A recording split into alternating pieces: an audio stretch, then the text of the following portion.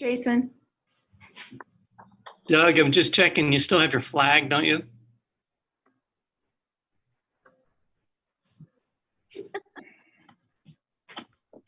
Okay, we're going live. It is now 7 o'clock. Good evening. Welcome everyone to a board meeting. Kansas School District USD230 Spring Hill, Kansas regularly stated meeting for June 8th. Candy, please begin with roll call. I have taken the roll call. Okay. Next step is to approve the agenda. This is Jason Winbolt. I move to approve the agenda. Sally, our second. Well, we'll wait till we get there. It's moved and seconded. Okay, moved and seconded for approval of the agenda. Candy, please collect the vote. We'll start with Mrs. Sealing. Yes. Mr. Winbolt.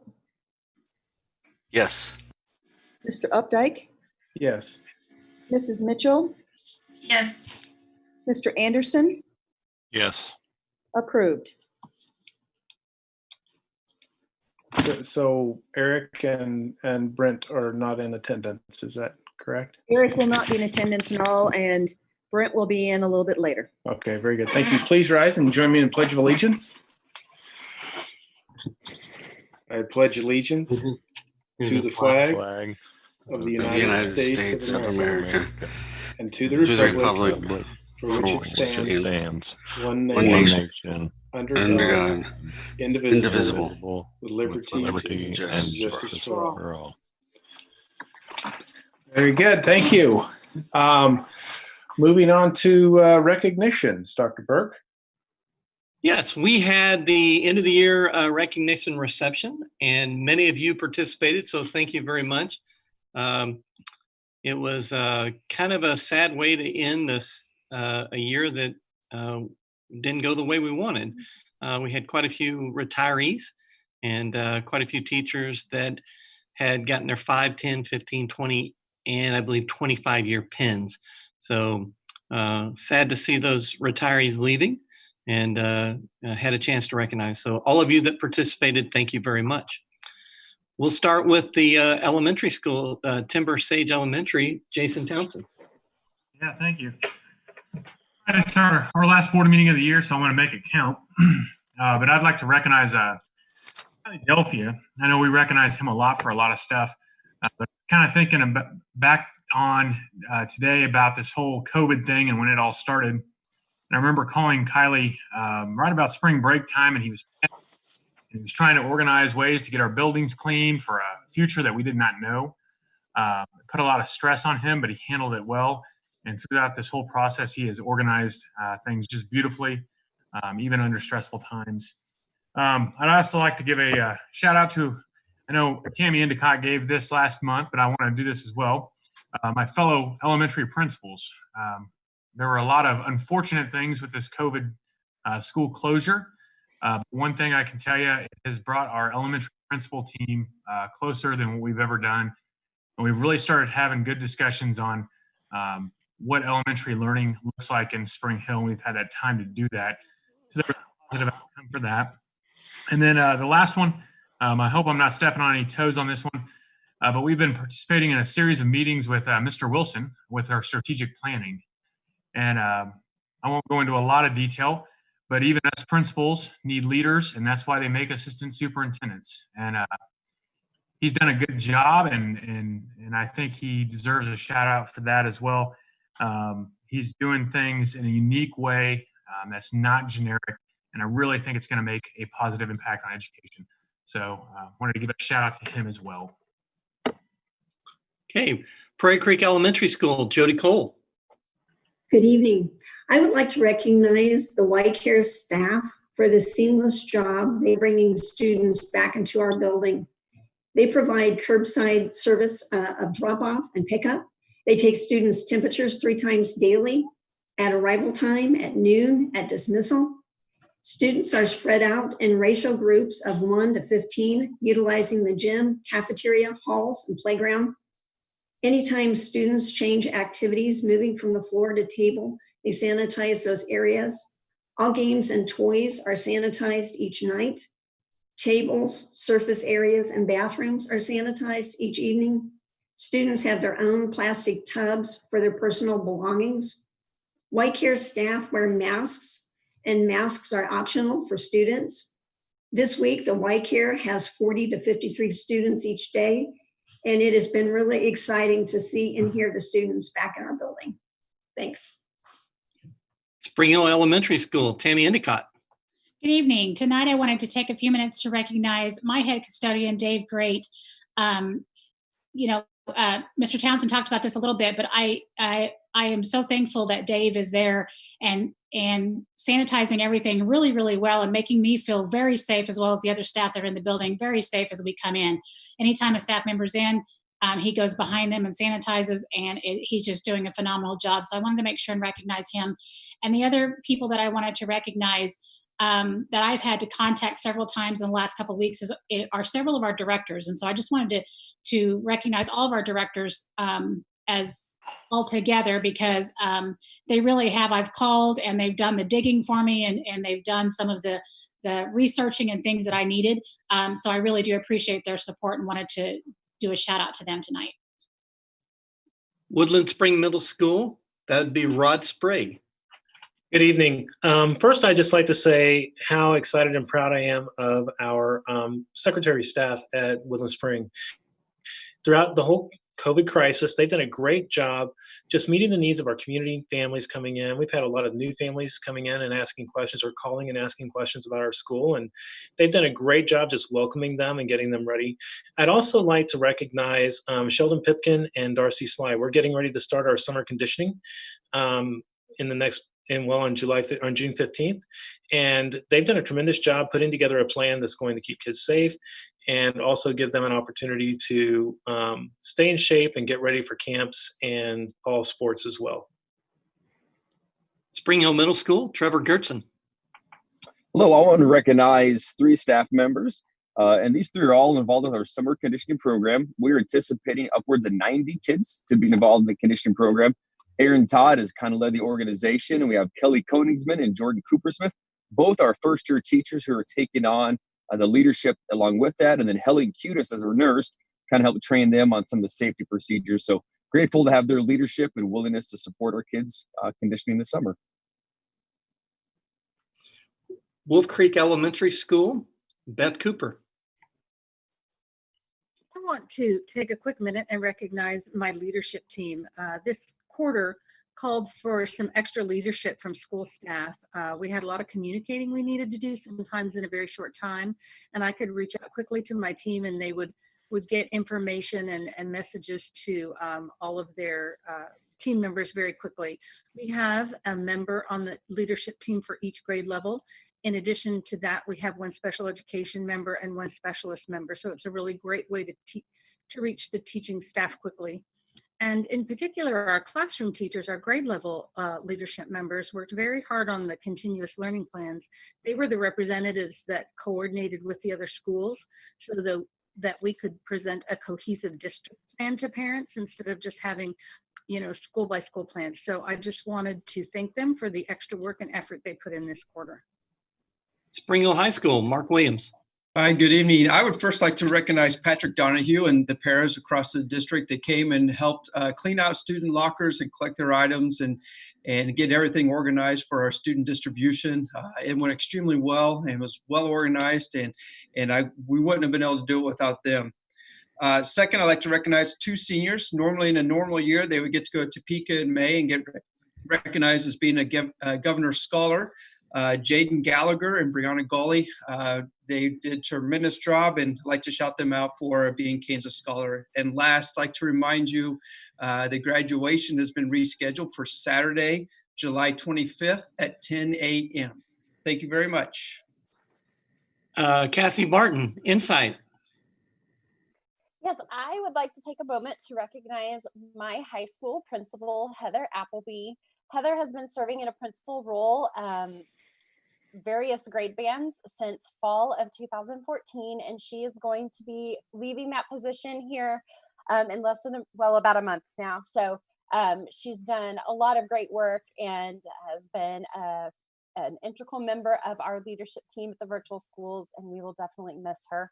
And also wanted to remind you that Insights face-to-face graduation is rescheduled for Saturday, July 18th at 10 a.m. at the high school. Thank you. I've got 3 people that bittersweet are leaving us. I wanted to say thank you to them. Cindy Gehring came in and didn't do her any favors, gave her a tough job and said, we need you to do a lot of stuff for us in a very short time and then to provide some guidance for Cindy Jaldo. So Cindy Gehring, thank you very much. Aaron Todd has been with us for a long time. It's going to be hard for me to walk into Spring Hill Middle School in that office to have a different person because Aaron's been with us for so long, phenomenal human being, and really appreciate him. And last but not least, Dr. Karen Brock. We've worked together for many, many years. And those of you who haven't been around, this has been Big Hat Week. And last week was Big Hat Week, and that was quite a joy. And so, Dr. Brock, we wish you very great things in your future, and we wish you well. Any other directors have anything else before we turn this back? Okay, Mr. Updike.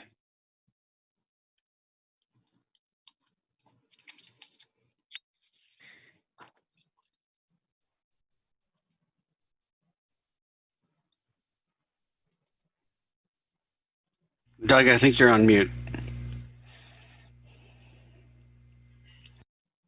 How's that? That's better. Oh, I just wanted to reiterate what Dr. Burke said is thank you to Cindy and Aaron and Karen for the great tenure you had within our district. We appreciate the advancements and the value you created within our district as you moved through your career here in our district. So thank you very much. Moving on to business with individuals. Candy? No forms were turned in. Okay, thank you. Moving on to the consent agenda, which is approval of the consent agenda items, approval of the minutes from the last regularly stated meeting, the clerk's report, the treasurer's report, payroll and claims, and personnel. Any questions, additions, subtractions to this consent agenda?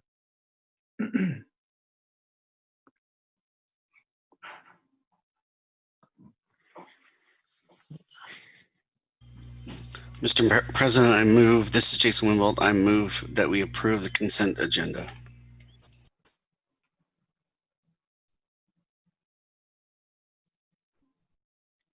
Second, Sharon Mitchell. Moved in second for approval of the consent agenda. Any final questions, comments, or concerns? Candy, please collect the vote. We'll start the vote with Mr. Winbolt, Yes. Mr. Updike, Yes. Mrs. Mitchell, Yes. Mr. Anderson, Yes. Mrs. Sealing. Yes. Approved. Very good. Moving on to action items. The first action item on our agenda is utility easement for permanent power for Dayton Creek Elementary School. Dr. Burke. Yes, Tim Meek presented about the utility easement at the last board meeting. This has been reviewed and approved by Greg Goheen, and we asked the board to approve the utility easement of a permanent power for Dayton Creek Elementary School. This You is open the map. go ahead. Go ahead. You can make your motion, Sharon, and we can follow up with this in a second. Okay. I move that the board approve the utility easement for permanent power to Dayton Creek Elementary School. Oh, this is Ally, second. It's moved and seconded for approval of the permanent easement, utility easement at Dayton Creek. Thanks, Phil, for bringing this up. This looks like it's on the southwest side of the. Actually, it's on the east side of the property. It's on the east side. Yeah, East the road is down. East is to the right. Okay. And aren't we East would be showing directly to the right. Oh, as And built. that's- Okay, as built Evergy line. Okay, I Yeah. see. Yeah. All right. I And was it's looking at the it's as built going, line. yeah. So where's the building from this? The building would be just a little bit to the south, and to this is the transformer, and that's kind of to the northeast side of the building. So Not sure we're the seeing gym it. would Okay. the gym would be just a little. That transformer would actually be sitting right behind the gym. Which transformer? I'm not sure I see. The transformers are going to be right at the end of the utility easement. Mhm. So, because the utility easement goes from the standard utility easement around Thieden Street there all the way to the transformer. From the transformer, then it becomes our own transmission lines into the building. So, Okay. so this would be, like I said, it'd be on kind of the northeast side of the building. So the building's not actually drawn in there, but that's the property line. The bus loop would come in between where you see the 7.5 feet utility easement. That's actually on the property line right there, 7.5 feet on us and 7.5 feet on the adjoining property owner there. So there'll be houses in lot 223 at the top of the page. Okay. So the school is on lot 240. Yes. Okay. It's a little larger lot than the houses. Yeah, well, just a tad, I'd say. All right, it's moved and seconded for approval of the utility easement for Dayton Creek Elementary School. Any final questions? Okay, Candy, please collect the vote. We'll start the vote with Mr. Updike, Yes. Mrs. Mitchell, Yes. Mr. Anderson, Yes. Mrs. Sealing, Yes. Mr. Winbolt, Yes. approved. Good, thank you. Moving on to our second action item is textbook adoption. Dr. Burke. Yes, Dr. Brock presented at the last board member to a meeting to approve the textbook adoptions. She is here to answer any questions that you might have. And our recommendation is to approve textbook adoptions.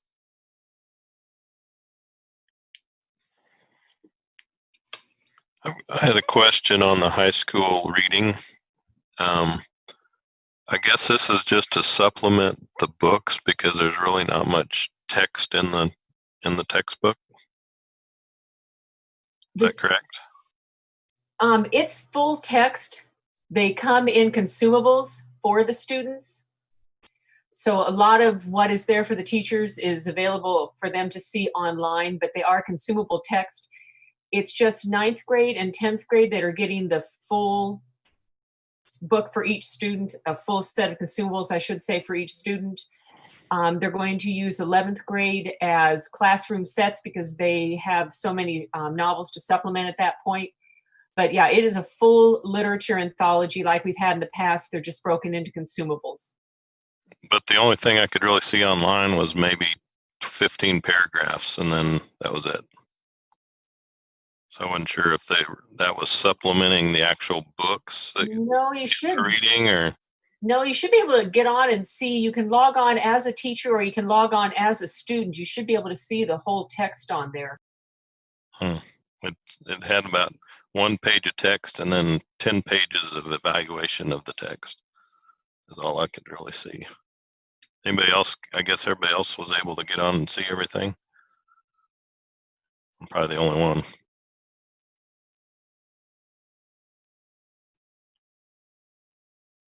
Going to that link. Phil, can you bring that up?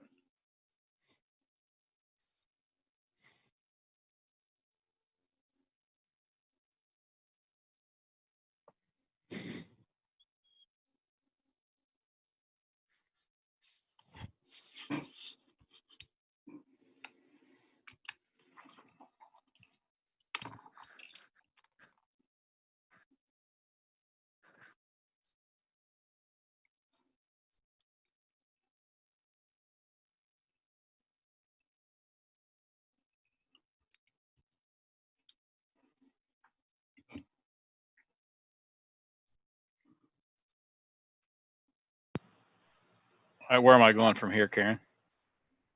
This is the math one. There's another one for the lit. But it'll be similar to this. You can go in module by module on that.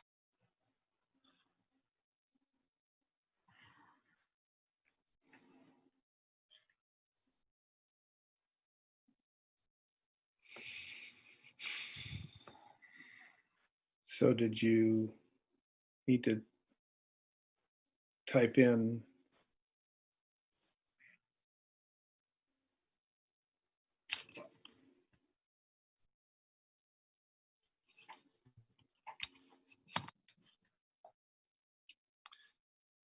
I think Bill is typing it in right now.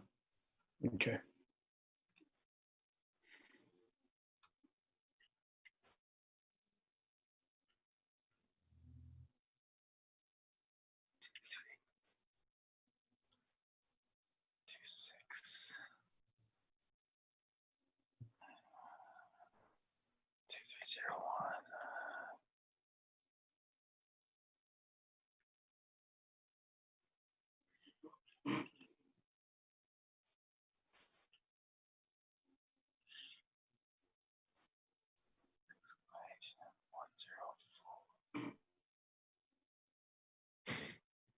Karen, can you tell me on that password 104 is where's the 5 come into play here? The 5 was just telling them what step to go through, that was the 5th thing to go to. I think that might be an exclamation point there. Yeah. It's like you're getting into the nuclear launch codes or something here.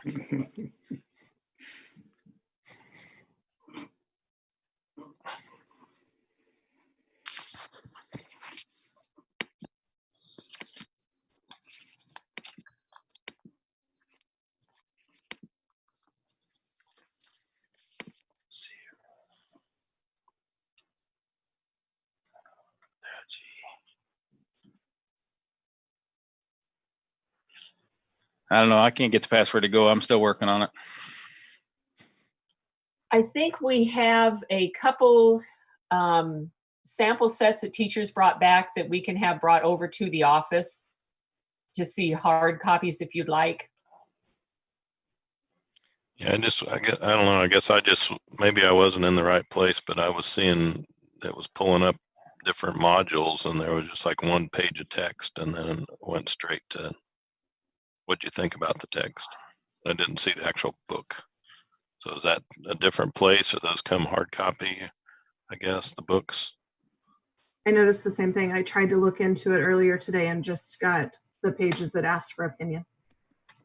Okay, I will go back in because when I pasted these in here, I know that I had my secretary try them because I wanted to make sure that instructions followed, and she followed today and got in. It could get to the textbook. So we'll take another look, but I know that you can get in and see the text because we double checked it today. The full book though? I believe so, but we'll double check. Okay.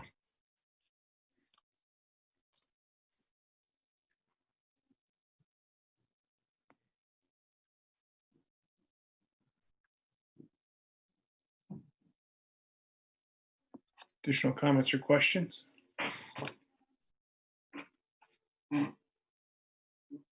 What's the timing on this? Does it really need to be approved tonight? Well, we generally do it now because we try to get the orders started in soon as possible so the books can get in and be here before the beginning of school. Otherwise, we run into kind of a time crunch. And so the teachers can have some time to prepare with the books. Is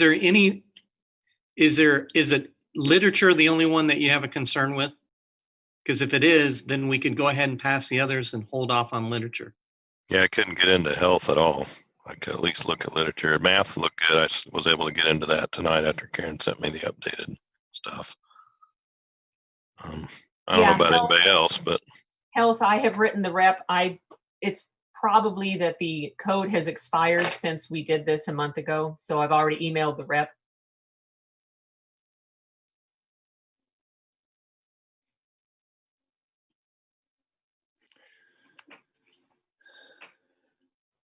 So if this gets tabled to the next meeting, what are the impacts?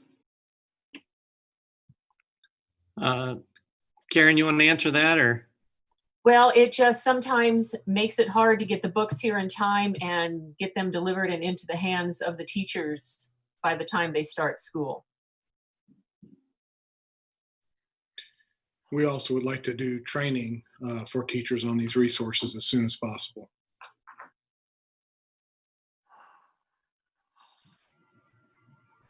So I completely understand what you're saying, but I guess I'm kind of questioning, how do we approve something if we haven't had a chance to review it?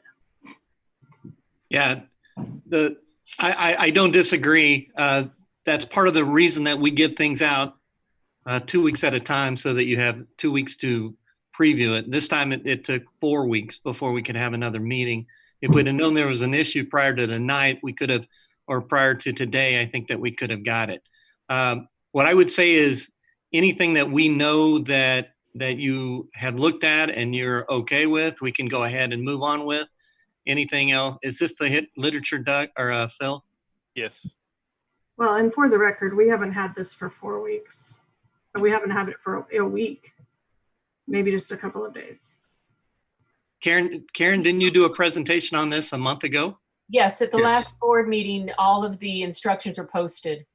That was a discussion item a month ago. So click into one of the units.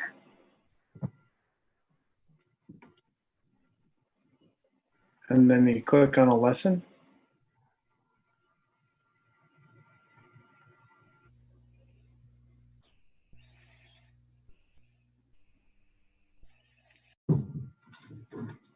That's a whole unit you're looking at.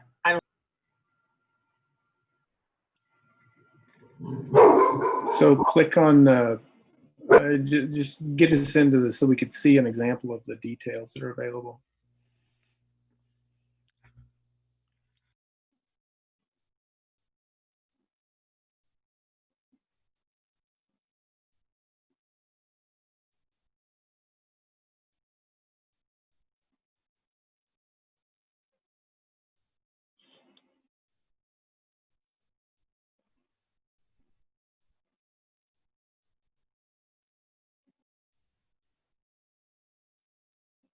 This is outside my wheelhouse, folks. So you tell me where you want to go. So Karen, walk us through the process here.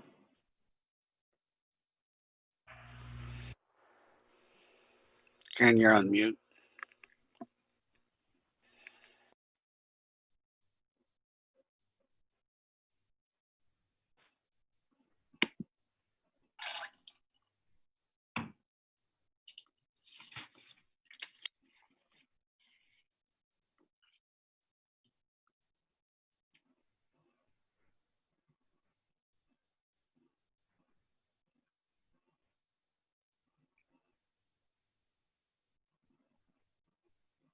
Karen, you're still on mute. What? Sorry. If They you've been cut out. talking, I started saying, Karen, if you've been talking, we haven't heard anything. So this is just a sample of a unit here, and it just, okay, I'm on, can you hear me? Yes. Can you hear me? Yes. Yeah. Okay. Yeah, this is just a typical unit. It's just laying out along the side of the book, showing all the pieces that they have here. And I'm guessing this is a, what's what I want, informational unit here, nonfiction. And it's just a regular lit book. I mean, there's nothing different other than it comes in units that the students can consume and write on and interact with. It's the same thing as it would be in a full anthology. It's just that they're broken into consumable units. That's really the only big difference with this and what they've done in the past.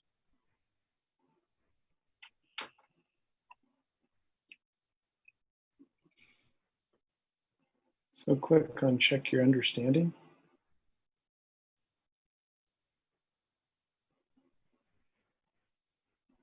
Okay. And then how about respond?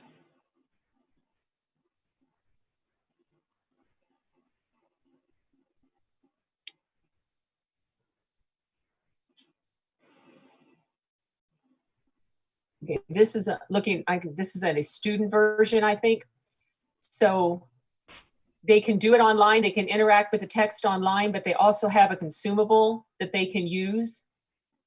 So here they're analyzing the text. They can go through.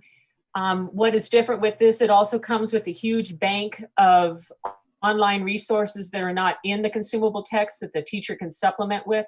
But it comes where they can interact online with their digital copy, or they've got the paper consumable also, just like they would have a regular textbook anthology.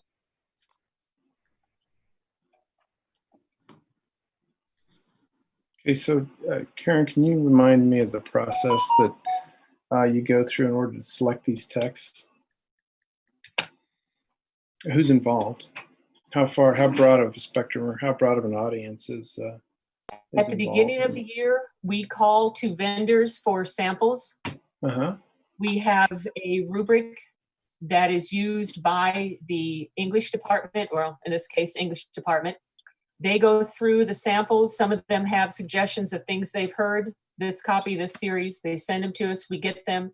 They go through the rubric, they see how it matches, they kind of test run it. They have the samples for, most of the year to look at. It's narrowed down to the last two. They had virtual presentations, as it turns out, from their final two vendors. The day after spring break, they came in and presented to them to take a look at it, show them all the features. The teachers then went and finalized which ones they thought were their first choice, second choice, went to their site councils to take a look at the materials. After they went and said which ones they liked, I shared that with the principals. They said, yeah, we agree. I took it to the district site council. They took a look at it, and the ones that the teachers had said that they preferred, and then I brought it to you.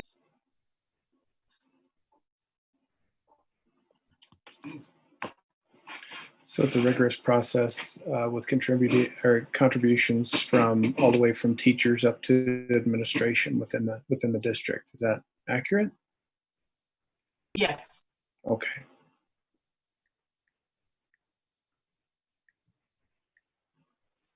So this is an action item, and we can move forward on that action item and take a vote and see where we sit. If it passes, it'll pass through. If it fails, we'll bring it back on the next meeting. Scenarios needed. I have full faith in our teachers and all of our team of people that have brought it forward. I was just hoping to look further into it, but I also don't want to delay training or anything that we need to get ready for the school year.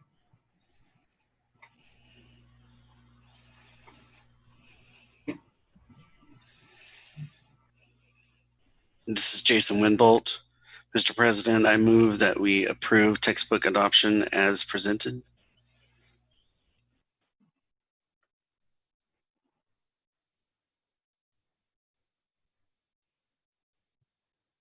Second. It's moved and seconded to approve textbook adoption as presented. Final comments or discussion? I would just make one final comment with it. This is what I used to do for a living, was sell textbooks and go through this adoption process with people. And, all the different companies try to tout all the different things that their textbooks do, but really most of them cover about the same thing. And it's really up to the teacher to pull out, especially with the literature and stuff, pull out what they are going to emphasize the most and stuff. So I think there's really more emphasis put on our teachers and our skilled people than it is on the resource they're using, although it is very important. But I would think if we looked really, really closely at these and there was something we didn't like about them, there'd probably be 3 things we didn't like in the competing materials as well. That's just coming from my experience. So. Thank you, Sharon. Any other comments, discussion, concerns?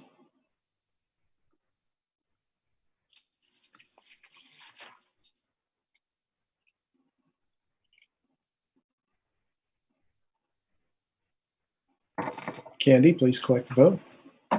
start the vote with Mrs. Mitchell. Yes. Mr. Anderson?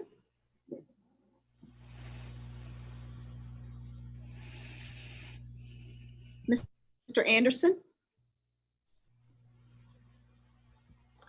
Abstain. Mrs. Sealing? Abstain. I'm sorry? Abstain. Mr. Winbolt? Yes. Mr. Updike? Yes. It has passed 3-2. Whoops, that's not a quorum, so we'll just bring it back at the next board meeting. yeah, so we'll have to bring it back. So, but an abstain is actually a yes, isn't that how it works? No, an abstain is a no. We'll make Okay. lots of votes. So you have to have a majority. So 4 votes are required. So the motion does fail. I'd be willing to do a special meeting since what is it, another month before we meet again? 2 weeks. Yeah, 2 weeks. I think so. Was it just 2 weeks? Oh, it is Yeah. 2 weeks, right? Yeah. There's two meetings in June. I would be willing to do that too at any time, even before then. I just I want as well would be willing to do a special meeting. I think we can just bring it back in 2 weeks. So that shouldn't be that big of a deal. Dr. Burt, what are your thoughts on special meeting versus 2 weeks from now? What are the impacts of waiting that extra week? I would have to talk to Dr. Brock and Mr. Wilson about the training and what it would take. Okay. And can we make sure that the updated access information is vetted, clear, and accurate for the board? That email you sent out was a lot easier, Karen. I can forward that to everyone. I thought putting the illustrated part was easier than what people said it was last year, but I can forward that to Well, as far as just that was good for the links, but it was hard getting the password and all that stuff, I thought. forward it right now. Okay, moving on to discussion items. First item for discussion is fall reopening update. Dr. Burt? Yeah, basically, let me start out by saying it is our expectation to be fully open in brick and mortar with all students and all staff August 12th. That's our expectation. However, we are planning for 3 contingencies. We're building a model right now that has, we're back in brick and mortar with all students and staff, a second model where we're closed again, and a third model, which is a hybrid. We've also talked about a dual system, but with Inside as an option, I'm not sure we could meet the state requirements if we had to have a dual system as is. And so at this point, if we had to do a dual system, we would probably refer our community that didn't feel safe coming back to look at going to Insight, unless the state changes their requirements. I want to be clear, I'm very hesitant to share what our plans are because people get really upset if they hear it. So I'm hoping that anybody who's listening hears everything that we're talking about today. The CDC came out with some guidelines. Those guidelines were if we were open in the school in early May. And I think some people got the idea that the CDC meant for that to be in August. Maybe they did, but there's some things in the CDC guidelines, such as 3-year-olds wearing masks and social distancing on buses and some things like that, that is just not going to be very viable. And so we are making contingency plans. There are some things that we're planning for that won't happen, such as we can't open school and then not open school at the same time. So one of those 2 things is going to happen. So basically, what we're going to do is kind of cover some different things. We've already heard from some parents that said that when school opens in the fall, that if every student and every staff member is not wearing a mask, they're not coming. We've also heard from parents that said that if my kid is required to wear a mask when they come back, I'm not coming. So we're going to try to plan and work with what we have. You'll be hearing from our 5 committees. They're going to be keeping the presentations at 30,000 foot level. So many of the contingencies that we're going to be working on may change because the requirements of the Kansas State Department of Ed, Kansas State Department of Health, the Johnson County Department of Health, and a lot of other people who may be involved. And depending upon those requirements, each thing that we're planning for, preparing for, could go to a rabbit hole because we don't know what all the details are right now. The Kansas State Department of Ed is providing a guidance for the reopening of schools on July 10th. But one thing I want to remind everybody, that guidance is still a month away, and then school doesn't start until a month after that. So a lot of things can happen between now and August 12th. But as I started this, it is our expectation to be fully open in brick and mortar with all students and all staff on August 12th. So with that being said, I will turn it over to our first committee lead, that's Cindy Jaldos, and she will talk to you about our Summer Learning Planning Committee. And this is just curricular at this point. Good evening. Our team consisted of representatives from early childhood, elementary, middle school, high school. It included teachers, therapists, and administrators. The first area was extended school year, and you'll hear that called ESY. That's for special education students who have IEPs that show they are in need of extended learning, and that's an IEP team decision. It's based upon that. ESY this year followed the traditional time frame of past years, running May 26th through June 11th. So it's been underway. In fact, it's ready to wrap up here on Thursday. We waited as long as we possibly could to make plans in light of COVID-19, and we really looked at several data points as we made that decision. It has been a virtual format. Students are receiving virtual individualized instruction and therapies daily with that. Other programs that are occurring, our middle schools offered credit recovery programs virtually, and that's also running through June 11th. Our high school is offering credit recovery beginning June 22nd, and that will run through July 9th, and that will actually be able to be in person. One thing as we looked at this, we hope the community realizes that the point in time when we needed to make these decisions regarding these programs, we couldn't do face-to-face at that time. So that's kind of where that stands with that. Do you have any questions?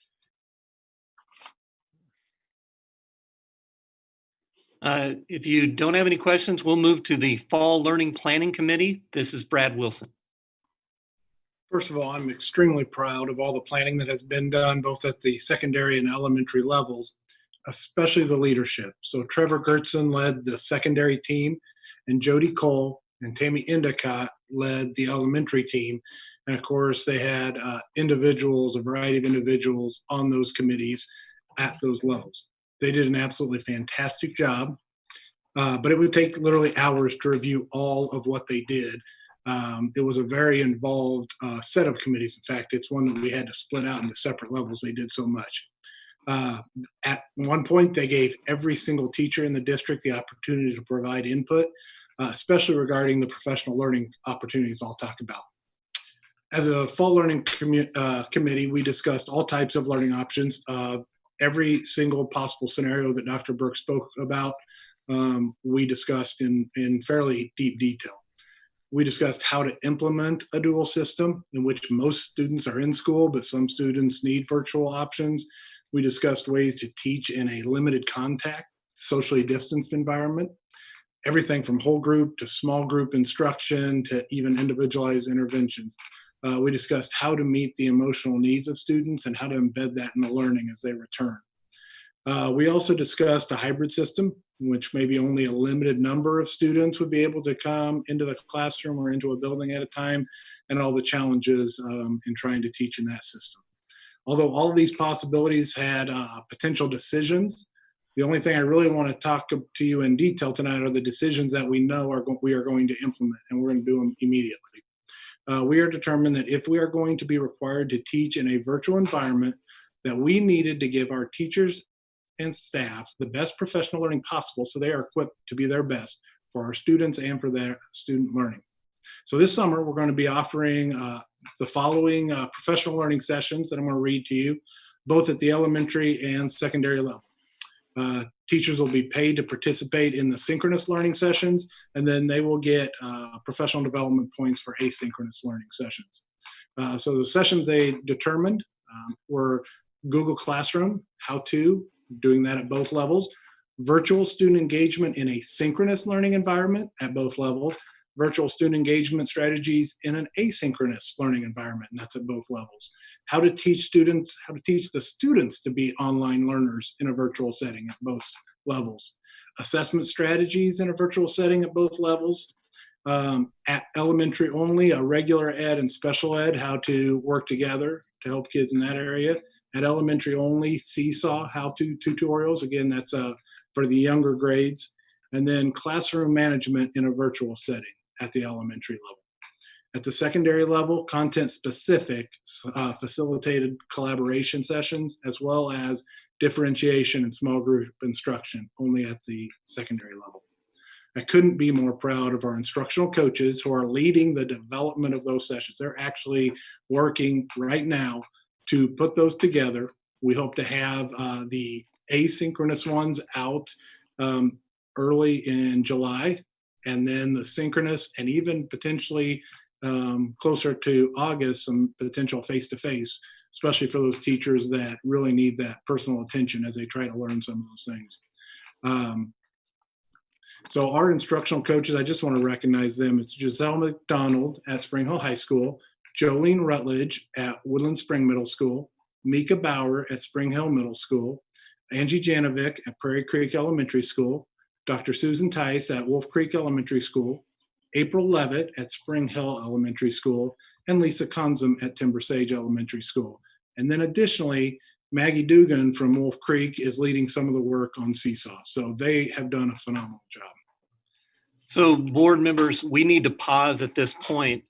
One of the big things that we're looking at for planning is if we get shut down, we're going to try to do direct learning with synchronous instruction.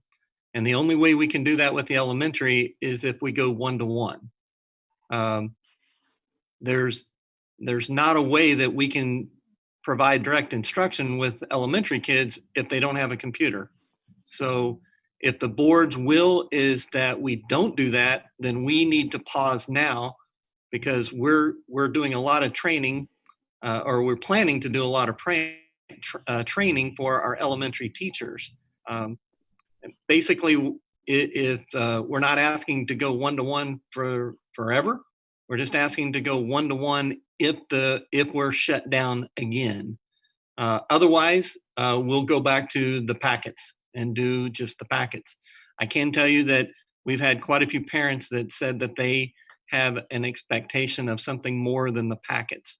So at this point, I will pause and ask the board what their thoughts on this is. I guess I would ask, what do you mean by that? Is that like 100% computer instruction for elementary kids, or like a supplement? Well, at some points it's going to be 100%, because we can still provide some packets, but for the teacher to be online at the same time as the student, we still have to provide the student a computer, and we still have to be able to figure out a way to get the student to have internet access.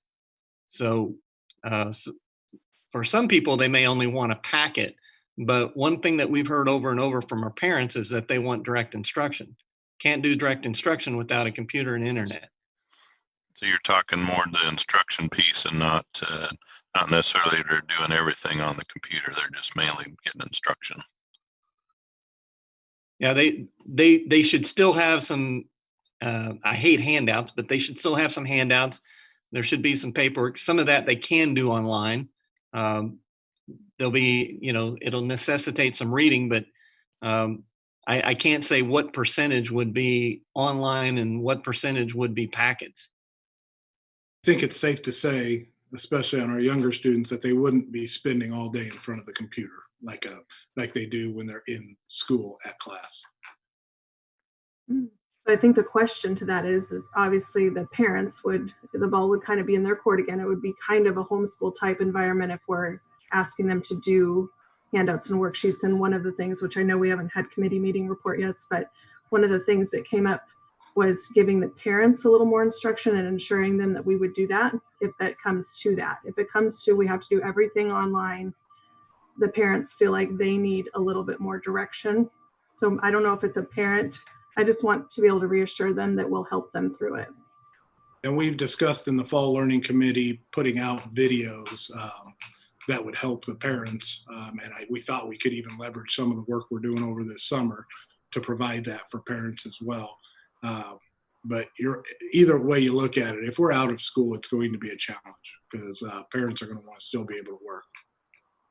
The one piece that we're really missing, though, is we haven't really been doing the direct instruction, where a teacher is doing a presentation, being able to give back and forth communication with the student, getting feedback at the same time, synchronously. We've not done that. So that's why when we paused here, we need some direction, because if we're just doing packets moving into the fall, then there's a lot of training that we don't need to do. But if we are moving forward, we need to have the board's assurance that that's something that they support or that you support.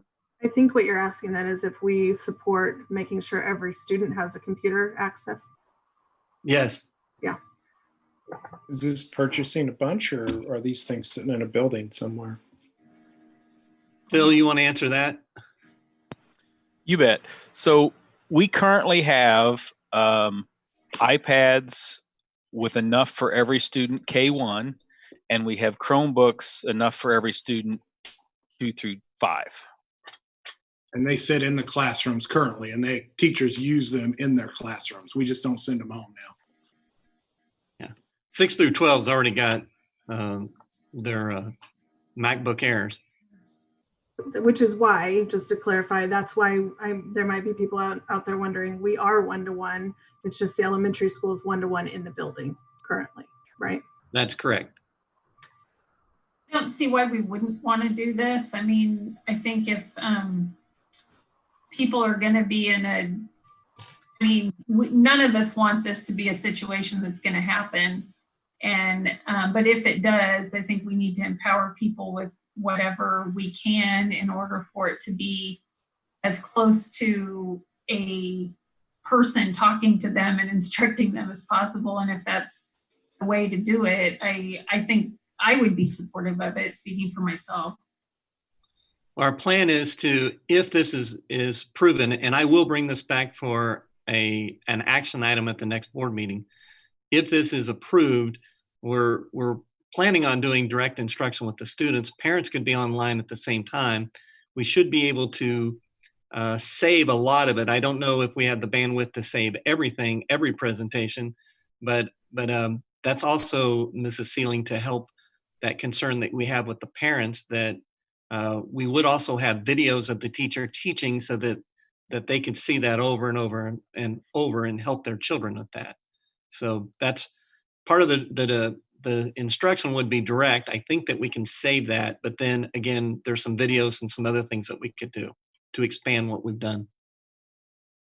I just have one other question. Would people have to have a school device because of certain software that's loaded on it, or would it just be the elementary people that don't have access to their own computer that would need one? If I may, Dr. Burke, I think one of the things that becomes critical for the teachers to be able to provide instruction is ensuring that every student they're instructing has the same basis to work from. So it would be at least my recommendation that we would take advantage of the equipment that we have. Now, obviously they could use something else, but in order to provide the parents with the resources and the instruction, having a universal platform so we can make sure that everybody's got the same set of tools would be critical. That makes sense. Any further questions for Mr. Wilson? I'll move over to. So just one thing, just so I'm clear. Basically, we already have the equipment. We have the tools. We have expectations of our teachers and learning within our district. And we have those tools. Right now, those tools are just in a building. So the difference is that those tools would be distributed out to the students so that direct instruction could occur rather than asynchronous. I think you called it asynchronous learning, where students don't have that tool and they're dependent on packets. Is that accurate? It's a geography lesson, right? It's about where those tools reside. So rather than in a building, they'd be in a student's home. Am I getting the gist of that? Yeah, that's correct. The thing that I would add to that is our elementary teachers have not had as much training for direct instruction as our secondary. And so we want to make sure that we set up training for our elementary teachers, whether it be the summer, and we would pay them to come in for that training, or in the fall. And so, again, we would, everything that you said, Mr. Gov, is correct, along with the additional training. And that's virtual direct instruction for That is correct. Elementary. Okay. I like the idea of the direct instruction. My only hesitation is I hate to see the elementary kids 100% everything they do is on the computer. I'd almost like to see some kind of a hybrid thing, but our plan is to only do this if we're shut down. Understand. Like I'm just saying, if we're shut down, I hate seeing them do 100% of their stuff on the computer.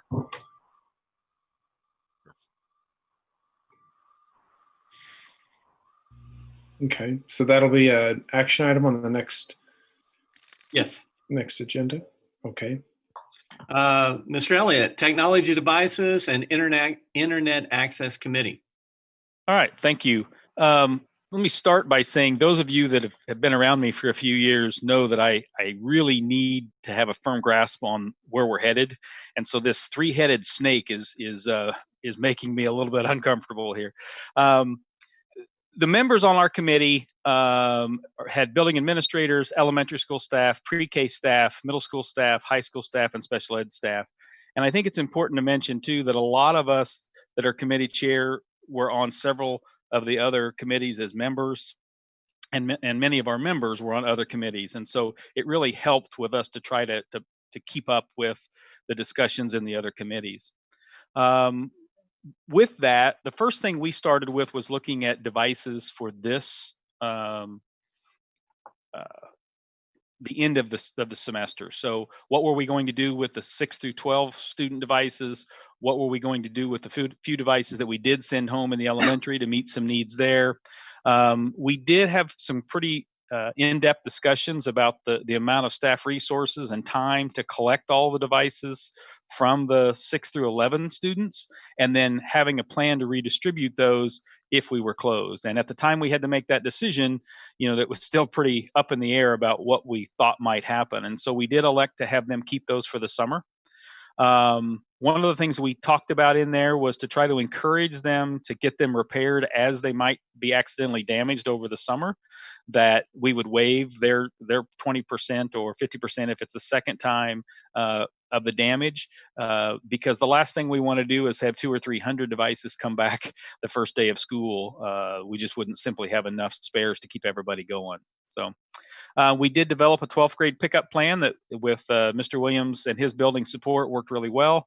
We also kind of put together and expanded our equipment support plan that we used during the shutdown to be able to support those student devices over the summer and get them swapped out and repaired as needed. And then we also developed a process with Mr. Goheen to collect those from withdrawn students or students that may have left that didn't turn their device in. So we've got a process in place for the building administrators to work through that. We moved on to our summer school needs. As Ms. Jados mentioned, she was going to do that virtually, so we wanted to make sure that we had resources to support them, and we're able to extend some of the things that we'd had during the normal school year for some of those students and parents. We then moved on to talk about the fall needs. As we just got through talking about, we had preliminary discussions about distribution of equipment if we are closed.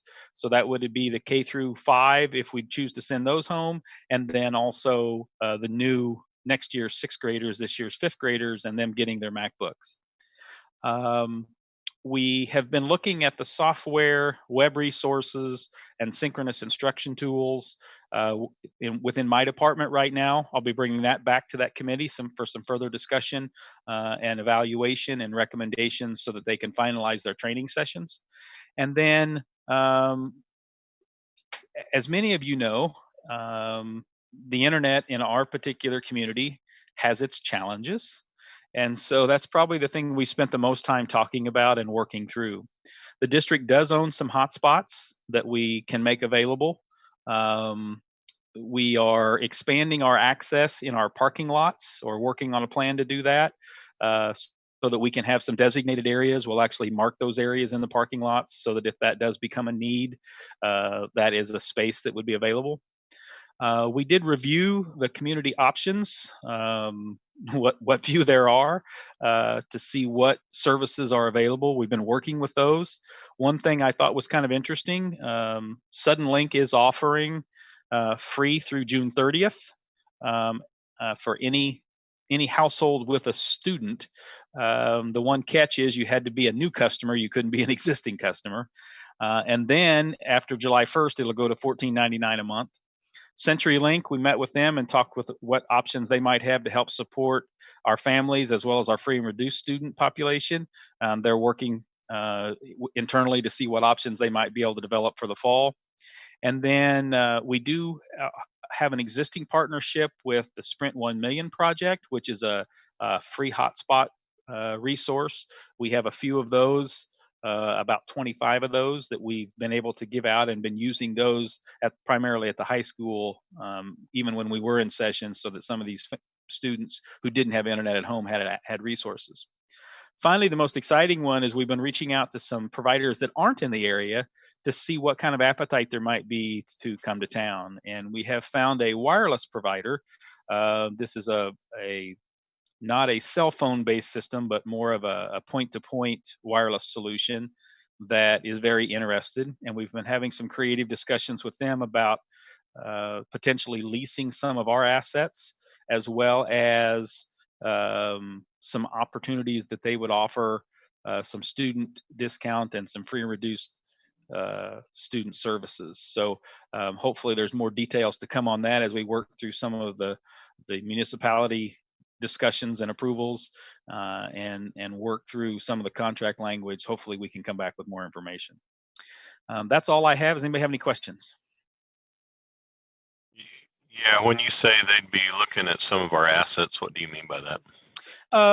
So they would be potentially looking at leasing some dark fiber that we have running.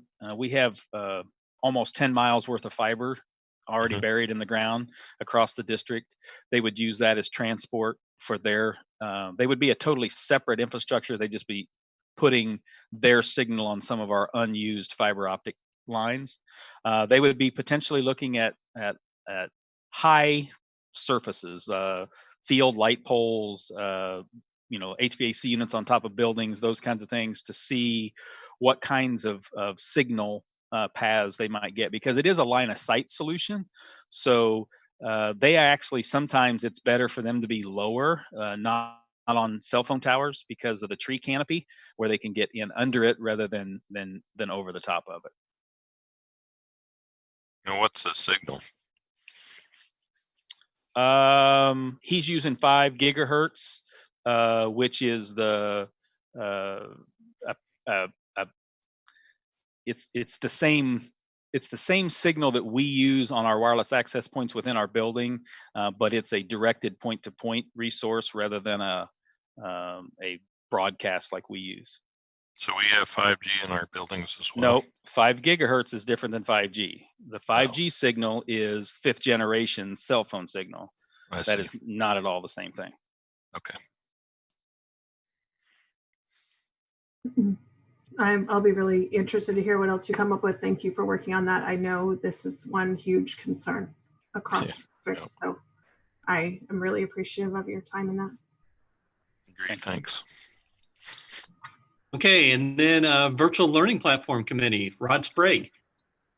Good evening. Well, Phil did a really nice job explaining how different members of the committees work together.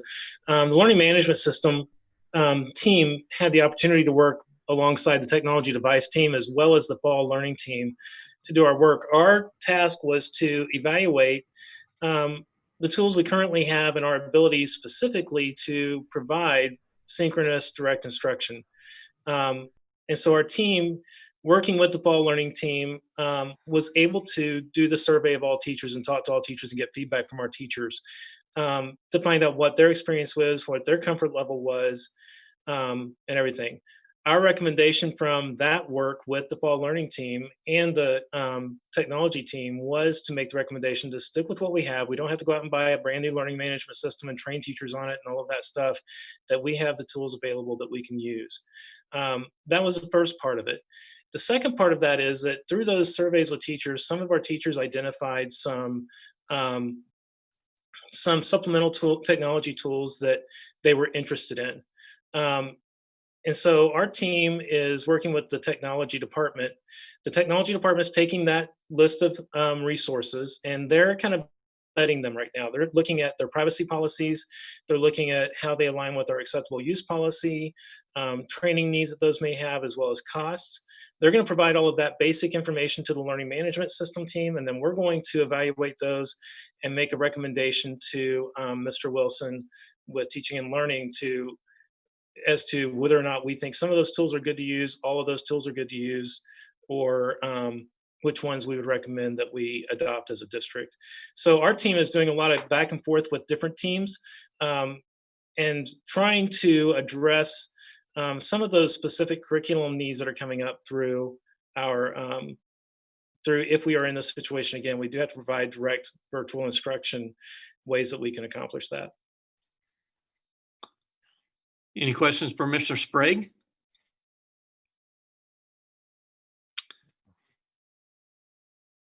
Okay, the physical distance planning committee. This will be Mark Williams and Tammy Endicott. I believe we're starting with Mark. Okay, well, good evening. First of all, I'd like to recognize the team that worked together. We had high school administration. We had administrators from both middle schools working together, school nurses from the middle schools and the high schools, and various coaches. Our first task that we looked at was our summer conditioning. Keisha said we could start summer conditioning on June 1st. We're actually going to begin with the middle school and the high school on June 15th, so 1 week from today.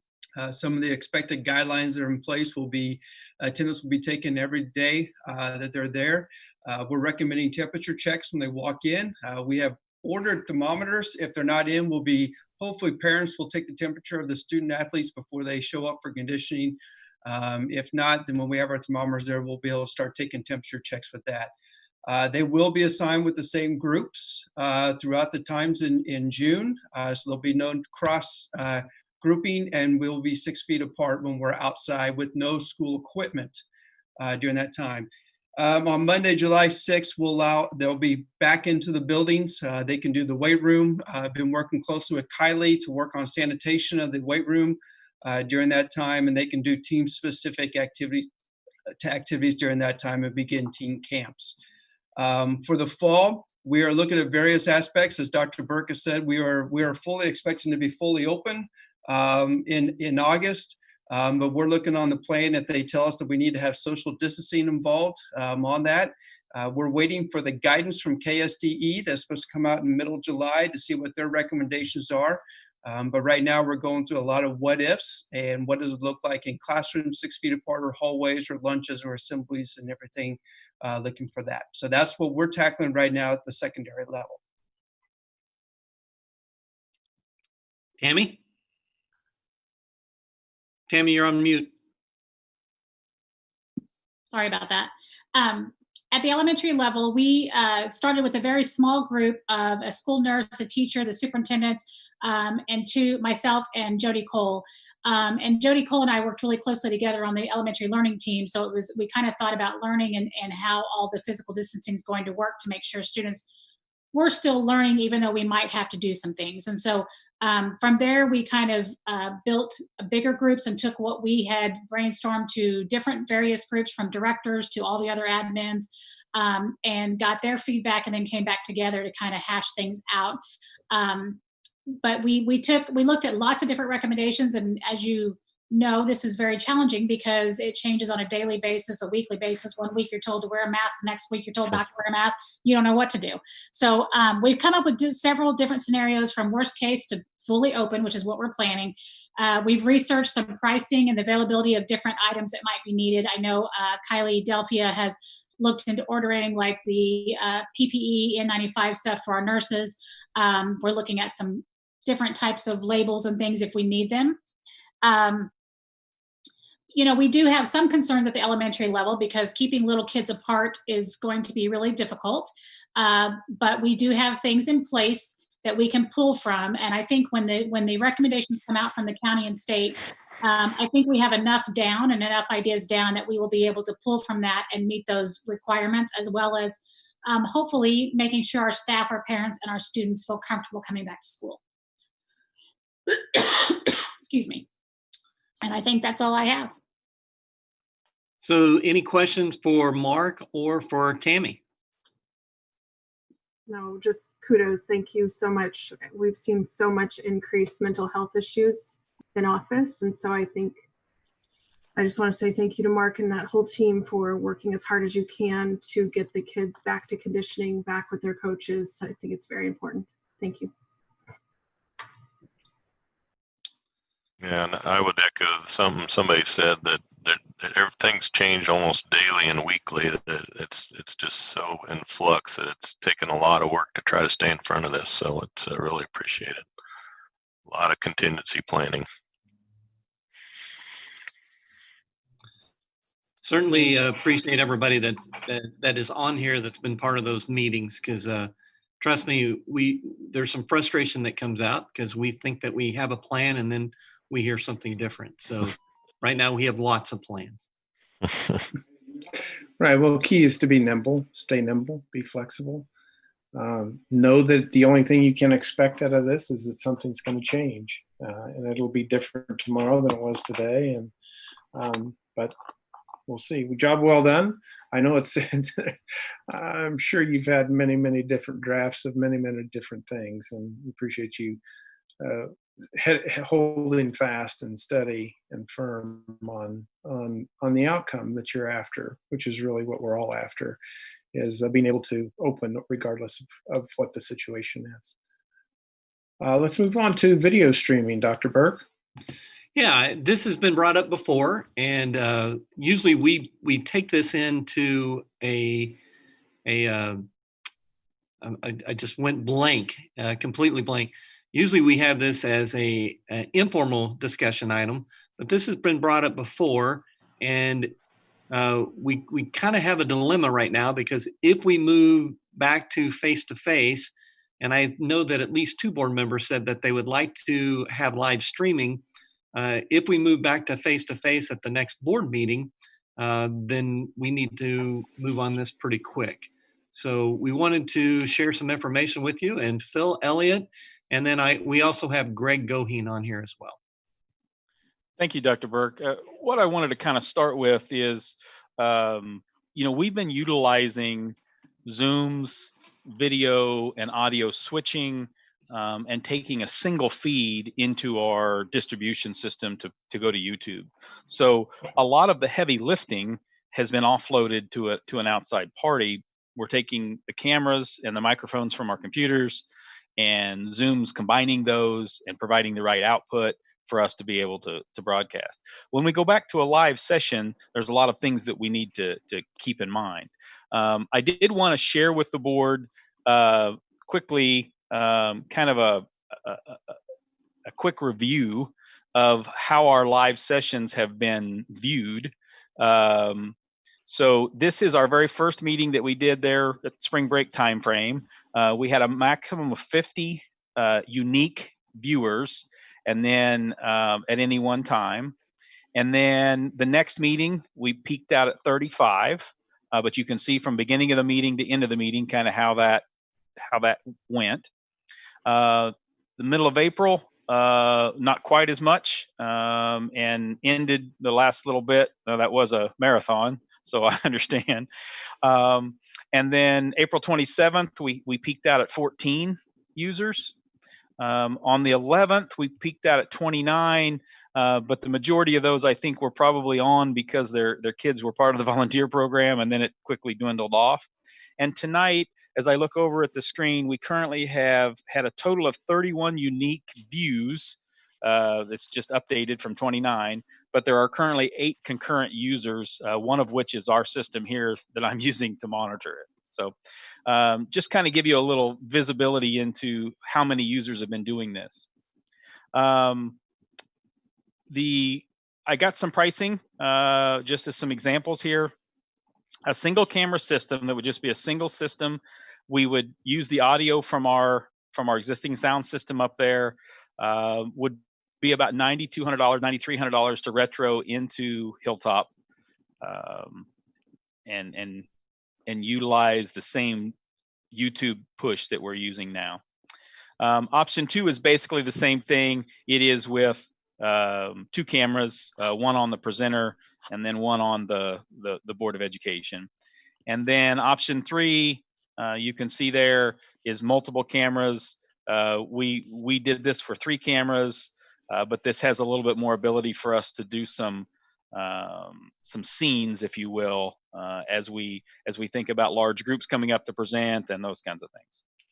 I did want to make a couple comments. The audio on all the systems would come from our existing infrastructure, and everything we did, if we're going to use this platform, must come through the microphone at all times. There can't be any exceptions. So every large group, anybody who speaks is going to have a microphone in their hand, those kinds of things. And then before I turn this over to Mr. Goheen, I did want to just plant a seed for discussion about remote meetings. The morning meetings we have in the schools, if we would have one on a construction site like we've done before, where we host the meeting there because it's finished, as well as the holiday dinner meeting, none of those numbers that I just shared with you would include a portable system to try to do this at those remote meetings. So that is just for doing it at Hilltop. So that's all, Dr. Burke. Yeah, Mr. Well, I have Goheen. a quick question. Could I ask a quick question first? Sure, go ahead. Would this, if you did say go ahead and purchase some of this equipment, would there be anything that would prevent you from then transferring that over to the new building? Some of the equipment would move. The cameras themselves could move. The switcher should be able to move. We have, because it's so many years different, we'd have to make sure that we got the switcher to take the inputs from the new system.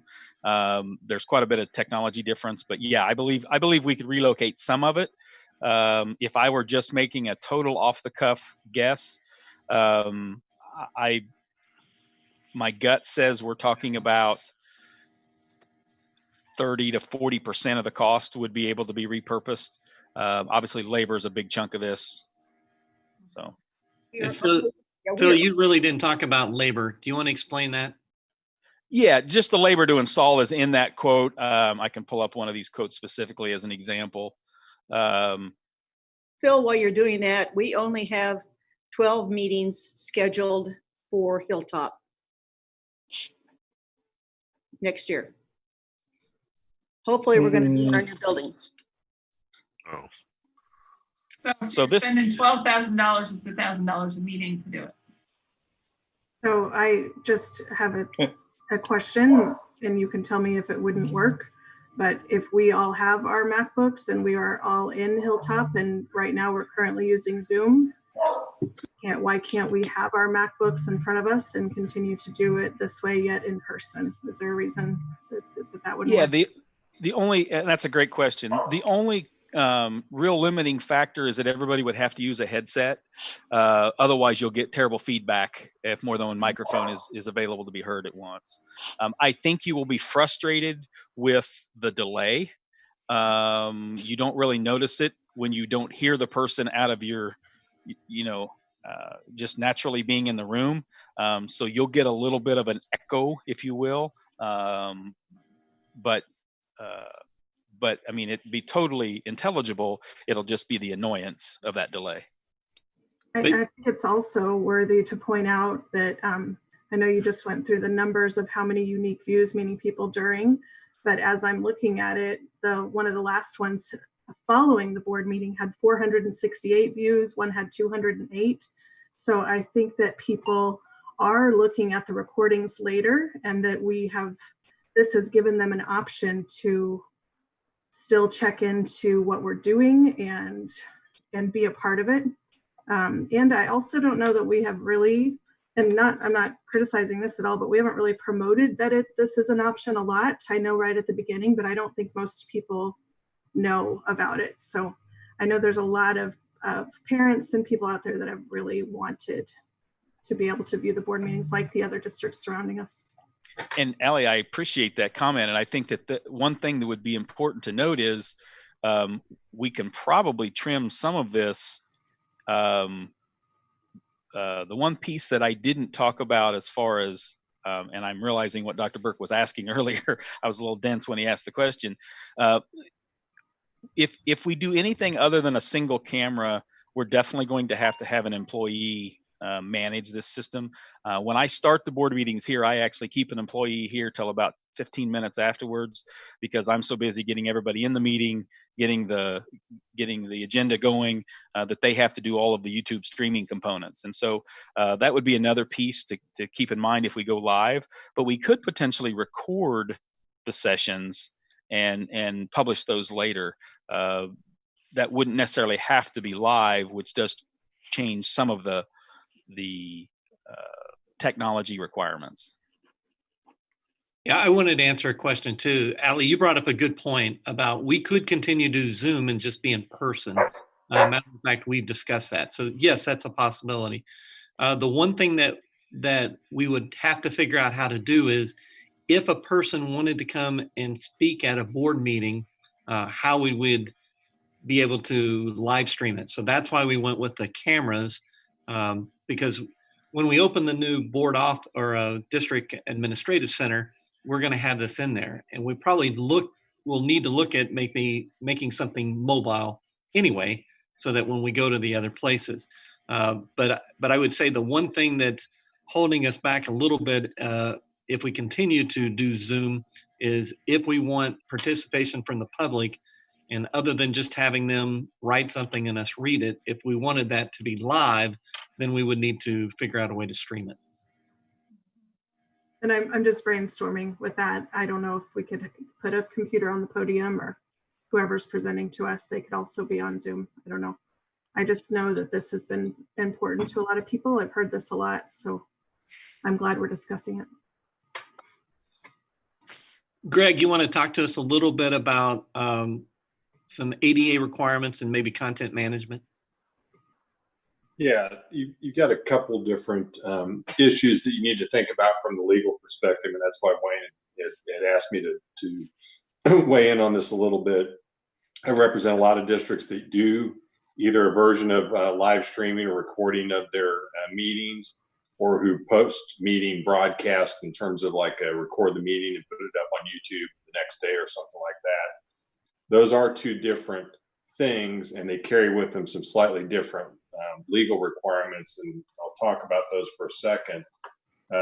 But one of the big pieces you got to be thinking about if you're going to, whatever you're going to do with your platform, whether that's putting it out on YouTube, whether that's putting it out on Facebook or some other item, and I know you currently are using a version of YouTube to do that, which is what most of the school districts do, is all of those platforms have got user agreements, and all of those user agreements usually indicate that the content, once it's posted, becomes content owned by the platform rather than content that remains the ownership of the school district. So you need to be thinking about that in terms of what you do, and understanding that that's part of the process, and making sure that whatever your agreement with YouTube is clear, and that if you got the right settings and everything on whatever platform you're using. The big difference between live streaming and recording is the recording becomes a document. So if you record your meetings, even if you record the Zoom meetings, or if you record and post it up onto YouTube, that becomes an open record under Cora.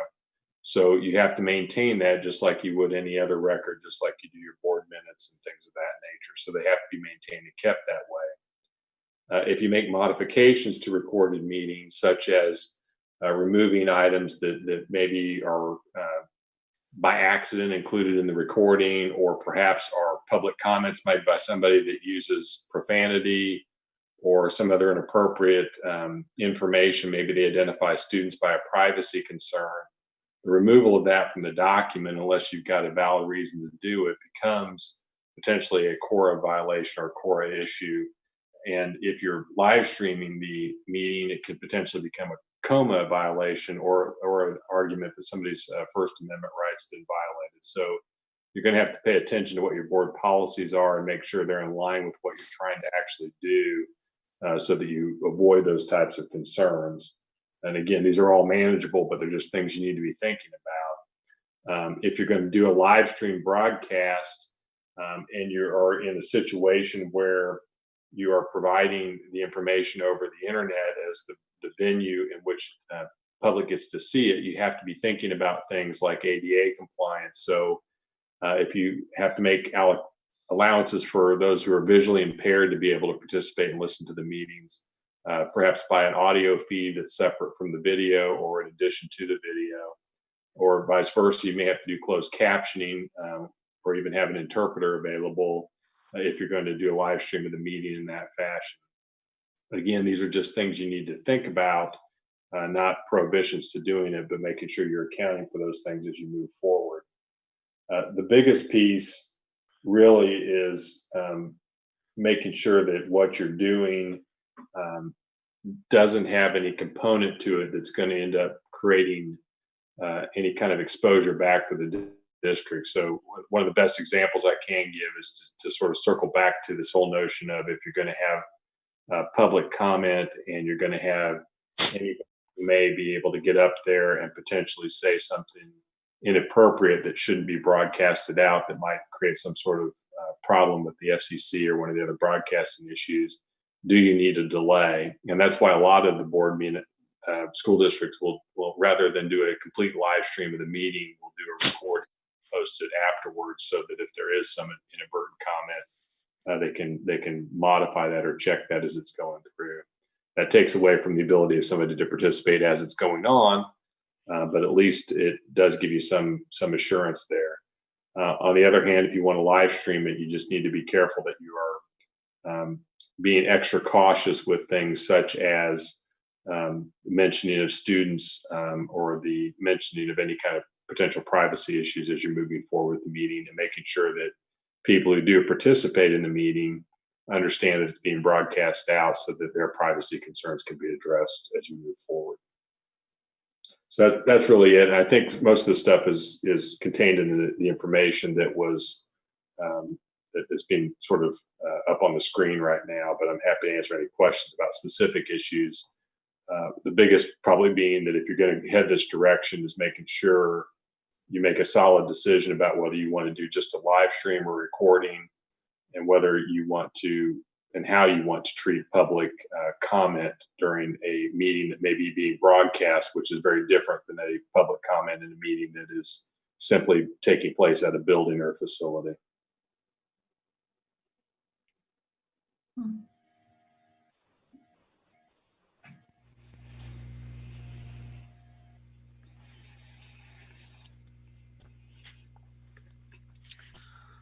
Well, I've said in the past that I'm all for live streaming and recording for people to view. And I think this has been a good opportunity, kind of as a test to see how many viewers we get, how many people view the recordings, that sort of thing. I would be more in favor of just installing the cameras at our new facility, along with, maybe having somebody part-time, or having some extra duty work for somebody, at our new facility to run the cameras and kind of be a, I don't know, lack of a better word, board operator in it's the way they used to do it analog. And then just have that at the new facility. And we can fine tune things as we go along over the course of the year, figure out how we can do editing, how long that takes, anything else that we can think of over the course of the next year, and start up the 21-22 school year with new facility and live streaming and recording. At least that's my opinion. Well, I think there's a lot of topics of discussion that Greg just brought up. I mean, the difference between, we have to consider a quora and coma potential violations, what the risk is to the district, whether or not we're going to be live stream or recording, what kind of policy impacts have to happen. I mean, this is something that has to be unwound to make sure that we've done our due diligence and clearly planned exactly what we want, what we're going to have to do. The user agreement was a little bit of a surprise to me, where the district would no longer own the content. Did I hear that right, Greg? Is that? Yeah, depending on which platform you do. So, for example, like if I upload something, a video content onto a video platform, the ownership of that tends to become the ownership of the platform itself by virtue of publishing it out that way. Now, certain platforms are not necessarily that way, and the board or the district always maintains control of it as sort of a joint ownership. It's still technically your video, and it's your meeting still, and it's your public record in that sense, but the platform gets the right to use that in some fashion, and so you do lose some control or ownership over it by putting it out there. That's just part of the user agreement of the different platforms for the most part. Now, some are a little different than others. But it's still our intellectual property as a whole. That's correct. It's ultimately your intellectual property, but part of the agreement of putting it out there or posting it would allow other people to use it, including the platform. Right, because they do advertising and that sort of thing. Not that they're going to use our live stream videos or recordings for advertising, but that's the purpose of it. Right. I mean, they probably would not have very much interest in a public school board meeting, but you never know what might come out of that. So again, it's just a consideration. I'm not telling you not to do it, because like I said, several districts that I already represent do it, or do some version of it, and they all do it a little bit differently. And so you got to find the right fit for Spring Hill and how you guys want to move forward in this area. Mm-hmm. And so we're anticipating being in the district administrative services building in June, roughly. Is that right, Dr. Burke? Of next year. Tim, Meek, I'm going to refer to him. We're slating it for spring. I'd like to surprise you and have you in earlier, but worst case scenario, you'd be in there in June. So I've got it on the calendar for May 10th. So I'd always like to have the opportunity to start you there earlier, though. So I just had a question about there is a possibility of maybe just doing audio. I've seen people do that. So that's one kind of question. Then the one kind of caution is I've seen this happen in other governing bodies that have a live stream, is that people kind of grandstand, and then when it's recorded, they can go back and take that little bit of that recording and kind of promote it for their their personal gain or whatever. And that's what I really would hate to see happen. And I don't know how you would prevent that necessarily, because everybody, it's a free speech thing and open meeting, but when there is that possibility to be able to kind of promote your viewpoint, I would hate to see that kind of develop out of everything. And I think the policy development is a part of that as well. The responses to that kind of behavior. And I know that we need to make. I think we have a lot of conversations. I know we aren't other districts and we need to make the decision best for us, but I do, just with a quick search, you can find Olathe and Gardner, Blue Valley, all of their Board of Education meetings are recorded and online on YouTube. So I know some people just feel like we're a little behind. I think we have a lot of conversations to have about this, quite frankly. I think we have a lot of decisions to make. I mean, if we just think of the first question, live stream versus recording versus just audio, I think those all have different policy impacts. I think they all have different equipment and cost impacts. I guess I'm trying to get a clear, make sure we have a clear picture of what the outcome is by doing this. We know that I think the assumption is that we'll do this in the new building. And so from my perspective, we're talking about from the next meeting that we all get together, we're face to face and in person, to that point in time, which Tim is saying, depending if you talk to Tim or Candy, Tim's saying June. In 2021, so 12 months away, a little less than 12 months away. So it's this time period between now and when we move into the new building. I think we have a lot of questions to answer before we get there. So, any other questions or comments? I did have a question that Greg brought up. You mentioned that we would need to be ADA compliant. Is that different with video than it is in person? It is a little bit different in person. So if you had somebody who came to the meeting who had a ADA issue, either a hearing issue or visually impaired issue, you would have to provide some degree of assistance to that individual at the public meeting, at least potentially. It's no different than any other type of public meeting. So that's why in larger public meetings, like a legislature or something, you'll typically see an interpreter doing sign language off to the side or things like that. Now, that can be done a lot of different ways. It could be simply having somebody from the district sit with and assist that person. So it's not the same in each category. But when you broadcast something out or live stream it out to where you are trying to access the public as a whole, then you have a technology access issue that can come into play, where you have a greater responsibility or requirement to do that. Does that make sense? Yeah. So in other words, if somebody who's physically coming there and they come in and say, I want to be here for the board meeting and I've got a visual impairment or an audio impairment, then you've got to accommodate them in that meeting. We've had situations where people who have notified us that they were coming to a board meeting and that they were hearing impaired, and we were able to get an interpreter for them.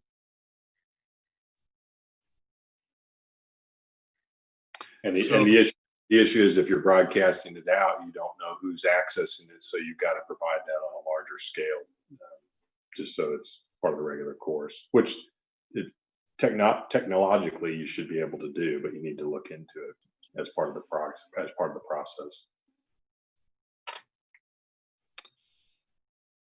Any other questions? Comments? So before we move on, so the next board meeting, I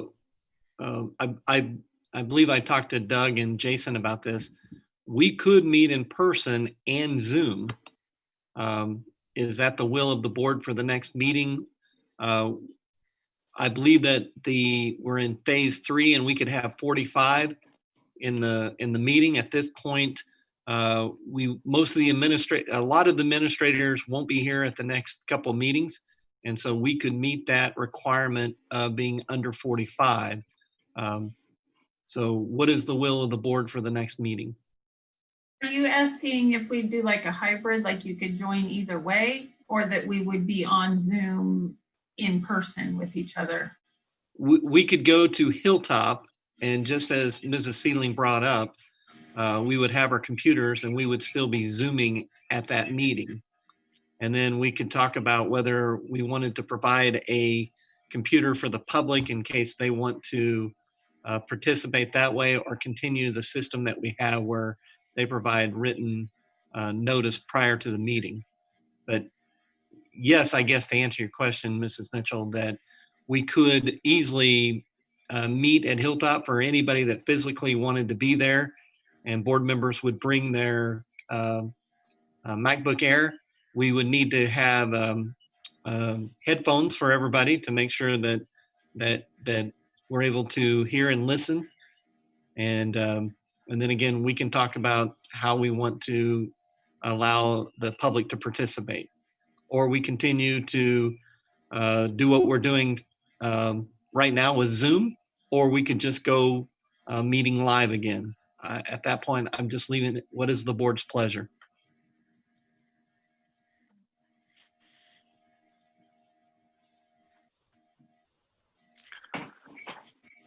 We could always just give it a try in person with Zoom and see. I don't know if I could handle a 2-second delay between everything, but if it was, reasonable, then we could at least give it a shot, in my opinion. I would be in favor of for sure meeting in person again. I think it's really hard to get a sense of kind of the just the dynamics of the board when you're in this kind of format. And I've just noticed overall with lots of different meetings, the meetings run much longer and just not as efficient because you're kind of messing with all the little mute and unmute and all that kind of stuff. So I'd be willing to give it a try with the different monitors. I've also seen like at the county commission meeting where they'll have one big monitor with several people. And then maybe you can do it with 2 or 3, instead of having all the different screens and monitors. I don't know, maybe that'd be a nightmare too, but anyway, however you guys set it up, I'll be there and I'll participate. How about that?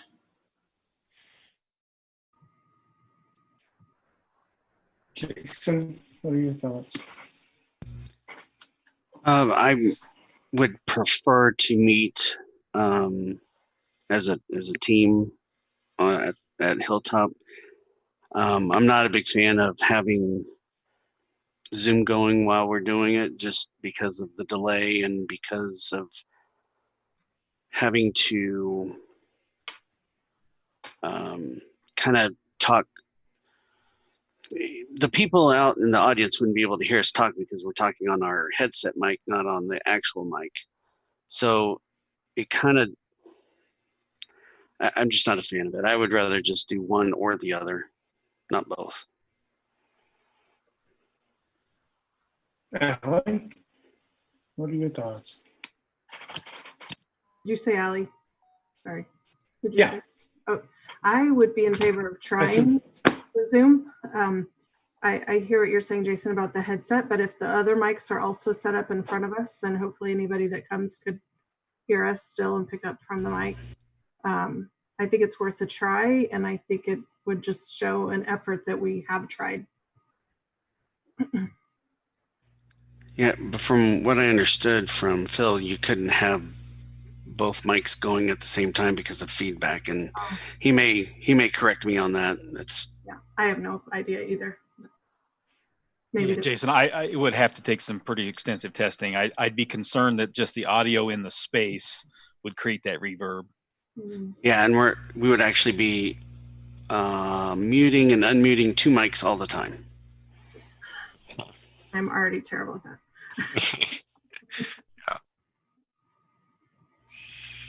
And just a quick comment, as Sharon mentioned, several other, governing bodies have tried various variations of this, and I'll just pick on the one that I follow a little bit, and it's the Miami County Commission, and they really struggled because they tried to do a hybrid, and it was nothing short of disastrous.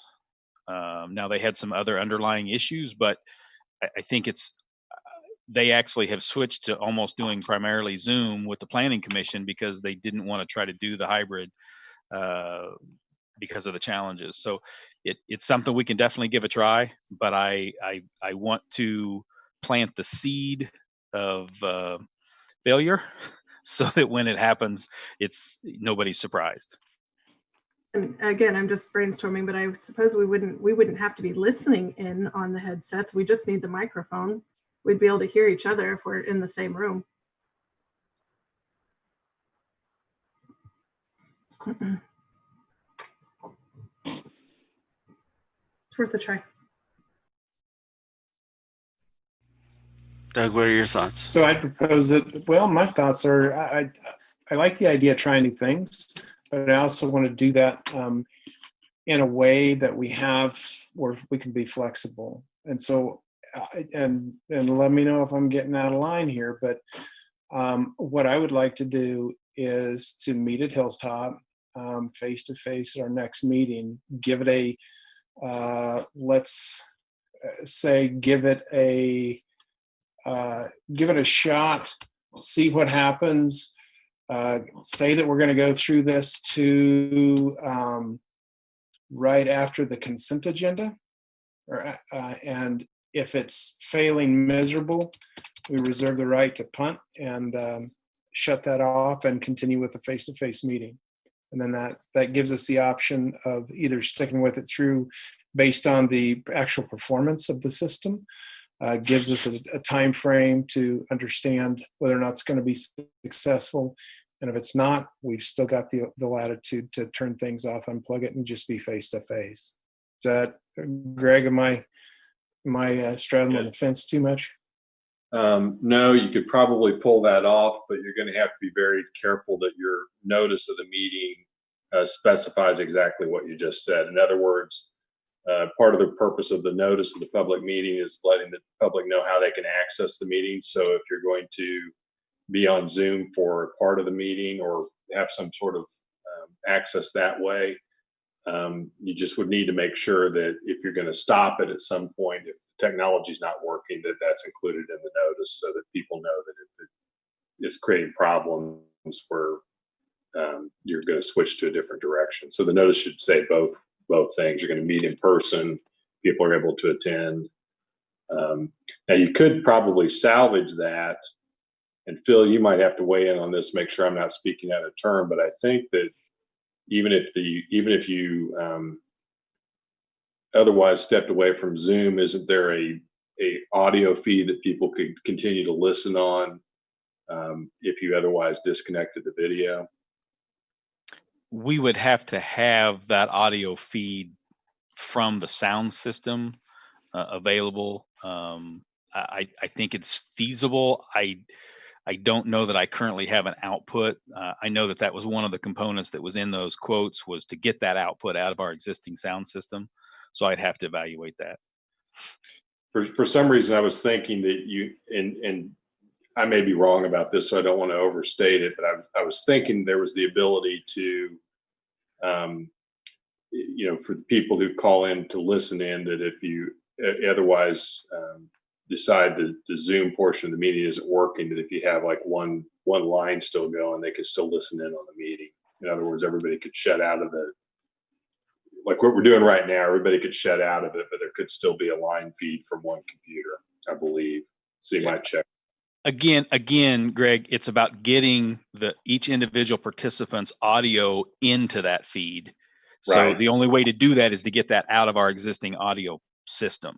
And so I just don't know that there's an output currently there to do that. I think we need to keep it simple. And so include, we can fix this with a little bit of text in the meeting invite, right? Just make a note in the meeting invite that is part of an improvement process and attempting to bring live streaming, live audio to the members of the district, patrons and parents of the district.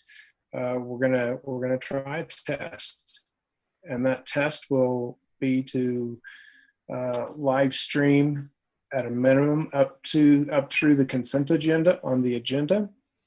And if the technology is working to the satisfaction of the board, we'll continue. If it is not, we will discontinue. I think that's a very simple solution to put that in the meeting invite, and then we aren't trying to Phil's not trying to fast forward a bunch of technology testing and evaluation in the next 2 weeks. I think we go with the technology that we have. We give it a try. We let everybody know that that's what we're going to do, so we're transparent in our plans.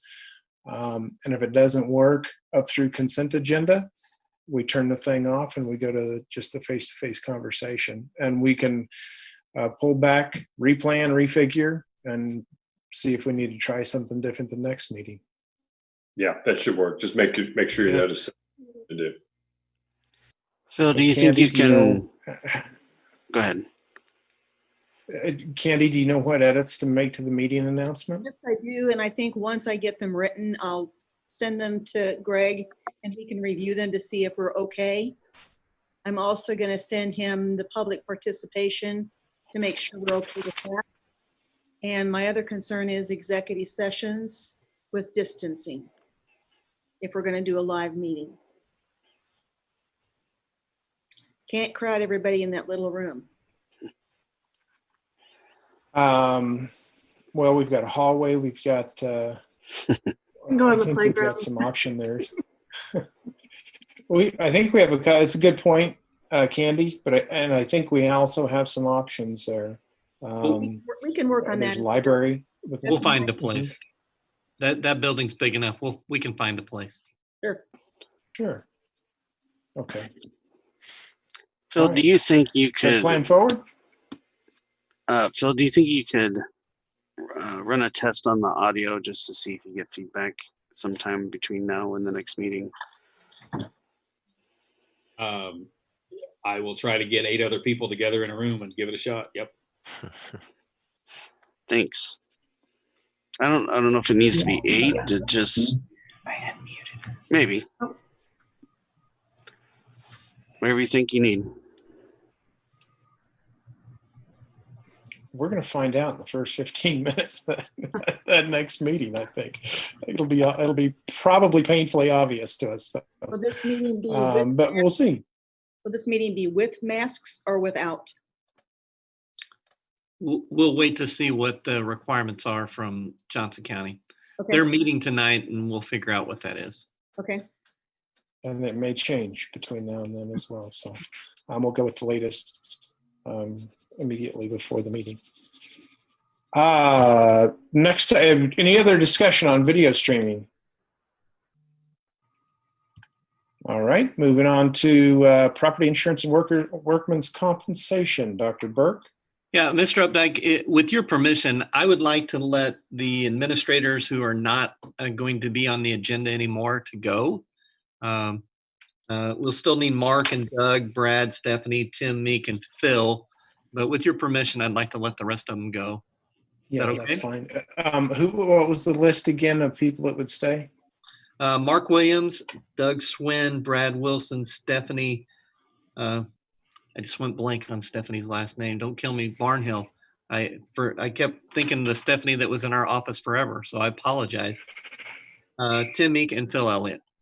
Okay, thank you. Yeah, that's fine. Property insurance, workman's comp. I'm going to turn this over to Doug Swin and let him present insurance information. Good evening. Thank you, Dr. Burke. I'm just going to spend a few moments describing the 4 documents that were shared this afternoon. A majority of the time we'll spend going over the renewal of Elliott Insurance. You'll see that 3 of the documents are labeled KERMP. Those came from KSB. We did have discussions with Rod Spangler at KSB, as well as the insurance reps with Gallagher to get a quote from them for property and casualty insurance. We've reviewed those numbers and the policy. There's some good things about the coverage, but overall the numbers just don't make sense for us to give them a serious look this year. So, and I'll kind of go over the totals at the end to tell you why that's the case. But I want to spend most of our time focusing on the renewal we have with Elliott Insurance, both property and casualty and workers' comp. The numbers I think are very solid given the market right now. It's a very challenging property and casualty market. I know some colleagues that are seeing some very significant renewal increases, and thankfully that wasn't the case with us. I feel very confident EMC sharpened their pencil and gave us a solid number this year. So with that, we've got Joe Aaron Stupeville on the line, as well as Jay Hastert, both with our agents with Elliott Insurance. And I'm going to turn it over to them to give just a quick overview of the renewal, and then let the board members ask any questions they might have regarding the renewal. Okay. Well, thank you all for having us tonight. And we truly appreciate the challenges you're facing with this COVID-19 issue. And I hope you get through it, and I hope we get some things back to normal at some time. What I'm going to do tonight, and then you can dictate how much you want to go through things. I'm going to skip to the last page. I'm going to go to the pricing page because I think that's the most important part of but I will touch on a couple of the highlights of what I consider the significant coverages for the program. This year, as Doug mentioned, we're seeing some challenges, and they kind of started in the personal lines market a couple of years ago, but we're seeing it in the commercial lines now. And what it is we're seeing the industry is what they call a hardening of the market. And what that means is that we're starting to see some pricing where it's being pushed upward. And it's not necessarily the main insurance company like EMC. It's also being driven by the companies that they insure with, which would be called reinsurance companies. And we're seeing this hardening of the market. And we probably haven't been through one of these in probably close to 15 years. We went through it a little bit when we had 9/11. And then we went through it again just a little bit in 2008. But for the most part, we've enjoyed pretty good rates. They've been what we call a soft market, and it's been there's been a lot of carriers willing to write your business, a lot of opportunities that if you did get an increase with somebody, you could look somewhere else in the commercial market and get some coverages. In the school business, it's a little more limited, and for some reason, we just can't seem to, in the Midwest, find a lot of carriers that want to write schools. And part of that is due to the fact that we're in what we call the wind and hail belt and tornado alley. And we have a lot of rooftops, single-story buildings that have a lot of rooftops. And so whenever you have a hailstorm or a windstorm or a tornado, we tend to get a lot of claims. And we're feeling a push to increase those rates. And we worked with EMC. You guys have about $192 million in property insured. And that's adding your last buildings back in the fall, or actually early summer. So we got $192 million. EMC agreed to leave the rates or the values of those buildings steady for this year because of the fact that we are getting an increase in the premium. They left those stable for us, so we did not increase those. Now, that's nothing to worry about because you have what's called a blanket policy, and we have an agreed value policy. So we've agreed that the values that we have are adequate, so therefore we can apply the blanket on a claim. So for example, if one of the elementaries, was destroyed and it cost $1 million more to build than what we had on the limit, we can use the blanket limit to rebuild that facility. So everything's on replacement cost. You have a deductible of $10,000 for any peril except for wind and hail. So wind and hail peril is $25,000, and that's what we had last year. The pricing that we're giving you this year is that same deductible. We also give you an option for you to consider if you wanted to go to a $10,000 for all perils except wind and hail, and move the wind and hail from 25 to 50. It gives you about $5,700 savings there. As we look through the premiums, guys, in the first column, we've got the column that shows last year's expiring premium, and then we got this year's premium. And almost all of the increase is coming in the form of the property. It's a rate push. We got about a 17% rate push there. And again, as Doug mentioned, it's not uncommon that it's more in some areas. There's a lot of I think some schools to the north of you that are feeling a 9 or 10% increase, but they're also getting a higher deductible or even a wind hail percentage deductible equal to the value of the building. So if you had a $15 million building and you had a hailstorm destroy the roof, they're going to charge you 1% of that value as a deductible. So we're not there yet with EMC. We don't see it on the horizon, but they are going to continue to push rate, and they're going to continue to push some wind hail deductibles and things like that, particularly if we continue to have any adverse experience. So it's here to stay. The other thing that we did feel some pressure on is in the commercial auto. And again, we have a lot of you guys have a very competitive commercial auto. In fact, your commercial auto premium is less than some of our other schools who have half the vehicles you have. So you have a very competitive premium. We got a little bit of push there. One of the things is we've got a $500 deductible for comp and collision. We might consider $1,000, but I don't think it's going to be worth the money at this time to go to a $1,000 deductible on comp and collision. This premium savings would be insignificant at this time.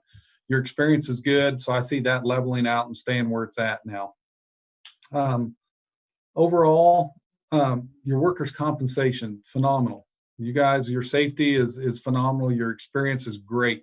I don't know that I've ever seen an experience mod.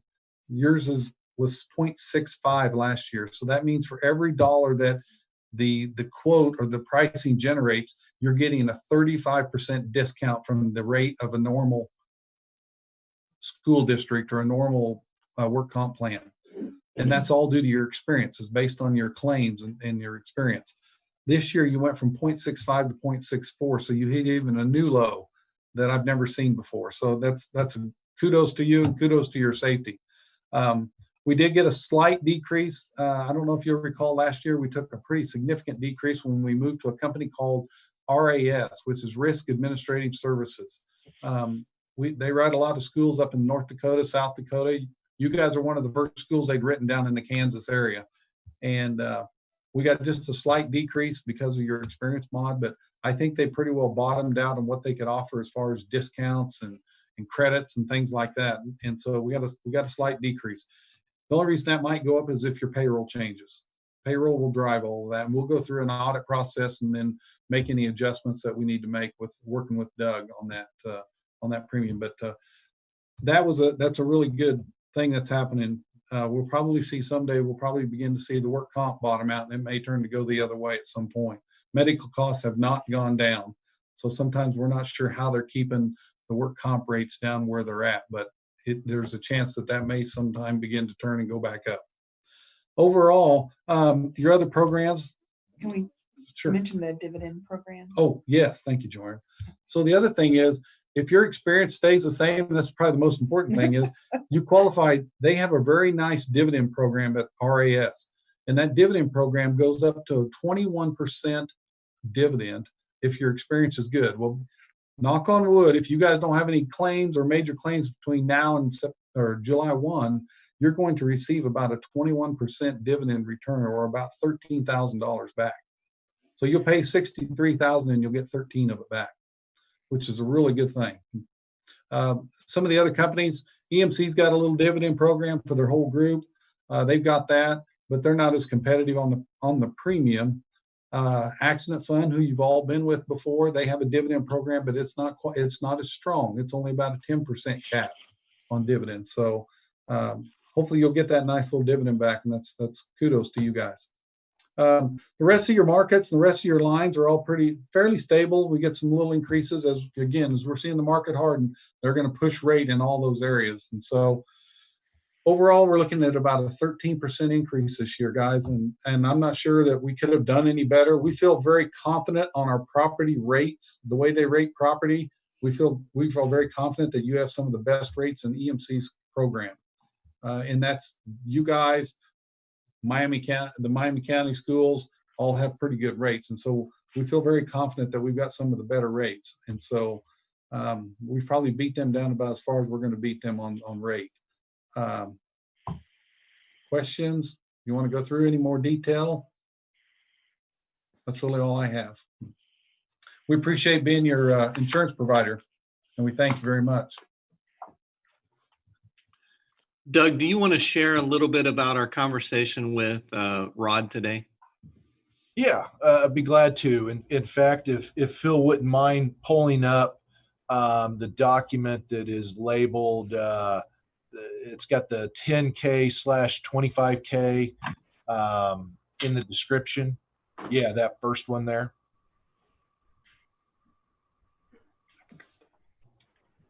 There we go. We did have a good conversation with Rod Spangler. I've known him for a very long time, clear back to his days with American Fidelity, and Rod's a straight shooter, and he was very open as far as how the numbers fell, and flat out admitted, he goes, EMC gave you a heck of a rate, and he goes, if I was in your shoes, I could see why you would stick with them for another year. Now he's hopeful next year that things might change, but he said this year you got a real solid number from them. If you look at the numbers that were provided from the pool with KSB, you will see that at the bottom of the document, the grand total is $399,000. Where the document you just saw with that Jay went over was 301,000. It's important to note that that's not an apples to apples comparison, because two major things that are skewing the numbers.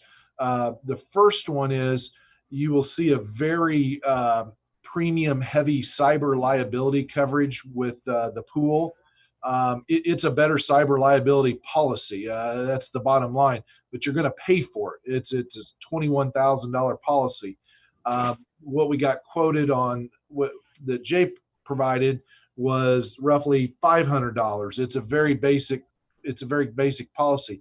Now, Jay will tell you he can go out and quote a much more robust policy, probably a very extensive application to fill out. But if you want more cyber insurance, we can get it. We've done very well with the coverage we've had, but so you got to pull that 21,000 off on one side and $500 off on the other side to continue an apples to apples comparison. And last but not least, you're going to see there's no work comp in this, where the $301,000 number includes roughly $63,000 for work comp. So when you strip it all down, you're looking at almost $378,000 for KSB and $239,000 roughly with Elliott. So we're talking about $150,000 at stake there. So the numbers really weren't close, even though there are some pluses with this coverage that KSB has offered, but just not enough to close that gap dollars wise. So for now, I think our focus needs to be on the renewal from Elliott Insurance on the table. And by all means, ask lots of questions as a discussion item tonight, and then we'll take final action in 2 weeks. This is Jason. So I have a couple of questions. One, did we get workers' compensation quote from KASB Risk Management, just so we could do apples to apples, more of an apples to apples? And then on the loss fund, is that a one-time fee or is that an annual fee?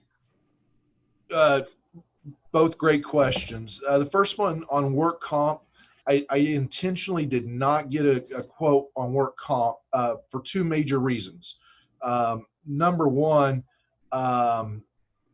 the price we're paying right now for workers' comp is at an all-time low. We've never been lower.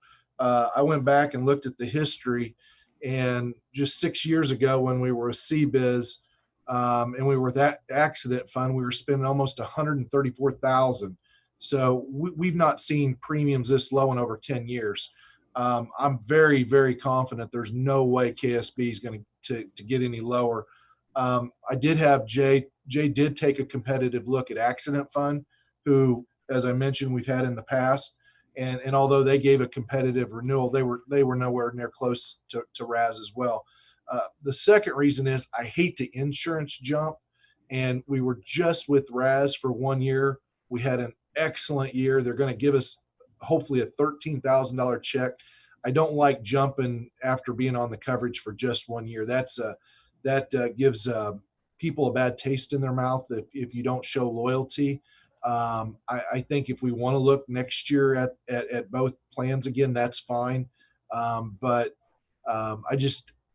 I can tell you right now, we can look at it and I can try to get you a number between now and next meeting, but I'm 95% confident it ain't going to be anywhere close. I would agree with you. I just would like to have the number just so that we can see what our other competitors or other quotes are, and kind of keep that as a running. We may never switch, but just kind of keep it running of, hey, they're changing, they're looking better or they're looking worse, just to give us a better competition look. Okay. I'm happy to reach out to Rod and we can try to get a number. We should be easily able to get a number within 2 weeks. So, thanks. I tell you, I'm more inclined to be trying to get something signed up before all these insurance bills start rolling in from all these cities across the country. Well, Jay might be able to answer this. I mean, I think the quotes from both parties are solid. I don't think we're at a risk that if we don't accept tonight or 2 weeks that suddenly they might try to revise their quote. I think they would honor it. Is that correct, Jay? Oh, that's correct. Certainly. It's set for July 1 renewal, so it's solid.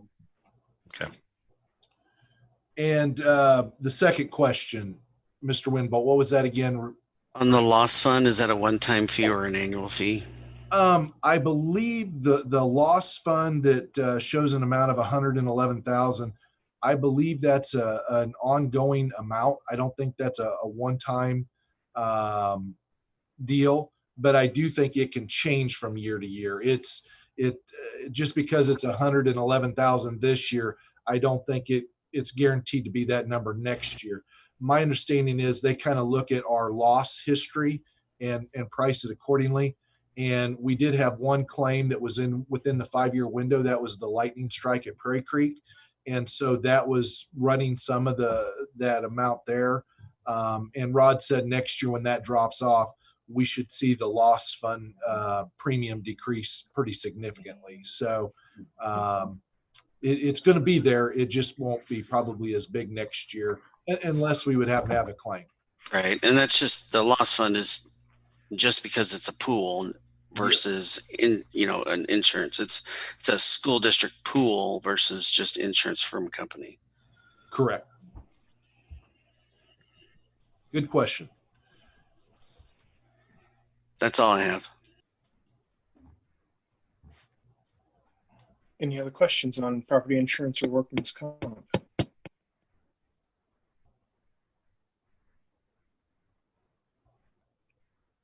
It's nice to hear about a return on investment from our health and safety program. Yeah. It's excellent news. Yeah, it really is. Yeah. Thank you, Jay. Thank you, Joanne. Hey, thank you for having us. Yeah, thank you. Moving on to Early Childhood Center, Dr. Burke. Yeah, before COVID-19 kicked in, we were planning to have a big presentation about our Early Childhood Center, and everything kind of got slowed down a little bit. One of the things that we are doing are making some changes to our offerings and what that looks like. And I've asked Brad Wilson and Stephanie Barnhill if they would share some of those curricular changes. So I'm going to just turn it over to Ms. Barnhill, and she's going to tell you a little bit about some of the changes we're in process and maybe just a small glimpse into the future. Okay. Good evening. State regulations require that we make some adjustments to the early childhood program. So this coming year is going to be a transition year. There's never been a concern for the quality of the services provided to our students. However, the structure is not considered to be the least restrictive environment for the special education students in the program. So in making these adjustments to our program, we will implement a general education structure and continue to provide services for our 3-year-olds and 4-year-olds who are developmentally delayed, as well as students who are at risk and students who are typically developing peer models. One other slight adjustment is to include at-risk students in all classrooms instead of creating one classroom of only at-risk students. Our program will not be in competition with the daycare providers in our community. In order to reflect the change, our program will now be known as Spring Hill Early Learning Academy, located in the Early Childhood Center. Teachers will create and implement play-based thematic instruction in the classrooms. We will use the Kansas Early Learning Standards, Kansas Pre-Kindergarten Guide as the basis for developing our learning activities. In the future, we want to create classrooms that focus on specific real-world experiences that will provide our students with multiple opportunities to practice pre-academic skills and promote social emotional development with real-world applications. What questions do you have? Just a FYI to the board, some of you know that we've had to meet with YODA each year, and that was one of their concerns, was the least restricted environment. And this is kind of through the feds. We've been working with Cindy Jaldos and Stephanie Barnhill so that we could provide that. The only way that we could continue that system is to make sure that anytime we had a special needs person, we automatically had a peer. That's easy to do at the beginning of the school year, not so much as the year progresses, because those parents have to do something with their child until an opening happens. And so it kind of puts them at a stress point. We always tried to equalize it, but we were not able to do it. And so this gives us the best opportunity to maximize the learning for our at-risk students, continue to provide for our special needs students, and then maximize the funding that we would get from the feds and from the state. Conceptually and structurally, it's very similar to all of our regular ed classrooms, kindergarten, first, and so on. And then we have 2 teachers that would be special education teachers providing services, both in a push-in and pull-out model. So it would mimic what our kids would see the following year in kindergarten, and all of our special education students for the most part see. What we were before was really a special education program, and we've really turned it into a general education program with special education services. Is this impacting any of the things that you were exploring, like when you did your field trip down to, I think, Texas and looked at some different models of curriculum for preschool? Is that all out the window, or is that included? No, not at all. In fact, this you could do it really either way, but really that model down in Texas is the same thing, where it's an at-risk general education classroom and they provide special education services. What Stephanie talked about with the play base and the real world thematic classrooms, that's that concept. Yeah, this aligns very well with what we're wanting to do with that.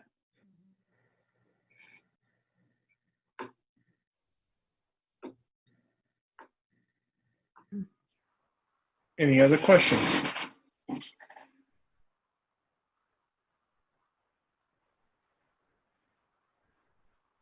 Very good, thank you. The only thing I was going to ask is, how does it impact staffing or numbers of classrooms? We have added a staff member. So instead of having 5 special education teachers classrooms, we have 4 general ed classrooms and 2 special education teachers to support them. So we had to add a teacher to do this. As we were growing, we were going to need to add staff anyway. That program's growing quite a bit.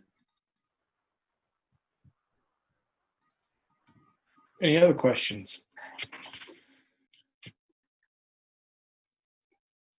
Okay, let's move on to bond construction update. Dr. Burke. Yeah, Tim Meek is our Director of Construction, and we'll turn it over to Tim. All right, let me get my screen up here and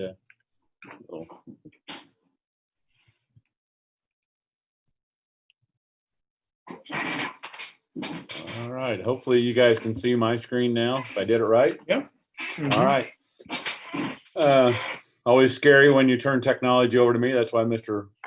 Elliott has a job down there. So the bond budget for the 2016 bond is, there's really no changes to it from what we showed last month. We're still carrying the contingency balance of $2,680,216, which we're primarily labeling again for land purchase and also bond 2018 update now. There's no changes from previous month on that as well. We will be having some as the bills come in on the COVID screening that we were doing, that will be coming out of the contingencies for the projects, not out of the general fund, or not out of the general contingency. So you'll see some of our original contingencies over there for Dayton Creek and for the Education Support Service Center. You'll see those change as we start taking that out of there.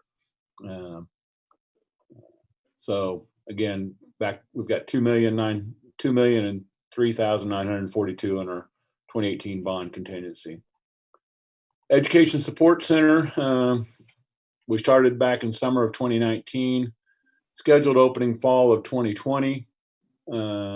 We'll definitely make that. We're getting towards the end of it. We're still working through some things on to get ready for our final inspections by state fire marshal and our local codes official for TCO. So I have some ceiling grid, drywall, painting, furniture will be coming in here latter part of this month, first part of next month, through the month of July. Challenges and successes. If you drove by out there, you'll notice that the parking lot has been completely paved and striped and everything.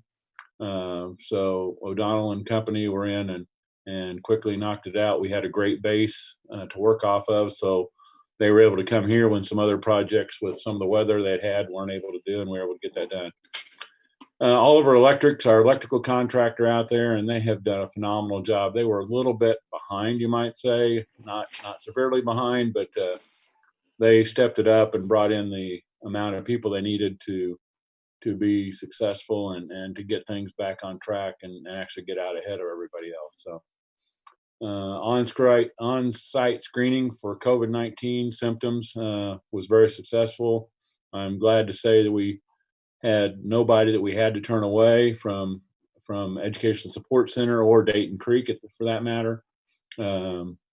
We had a couple of people that weren't feeling well that decided not to come in. One of them went to the doctor and actually had the test and was negative. So when he came back, he was cleared to come back. So challenges, JR and company, and that's probably the worst part of my report here. We have had some issues with some of the flashing on the building, and you can't see it from the road really, but we've had to tear off some siding on mainly the east side of the building. I will say this, because of the testing that J.E. Dunn does, we do water testing on all of the windows and penetrations pretty much in the building, and that's something that not every contractor does. And it's more than just the windows, it's all the flashing around the windows, other openings into the building, and we were able to we found some leaks that were happening, and so they're in the process right now of dismantling the east side, partially dismantling the east side of our building and putting it back and correcting some flashing details. J.E. Dunn and DLR both have worked real hard on it to make sure. One thing I will share about the building, there's a process for building, which is called deferred design. On these pre-manufactured metal buildings like this, every one of them has different engineering based on the company on how they want to do things just a little bit different.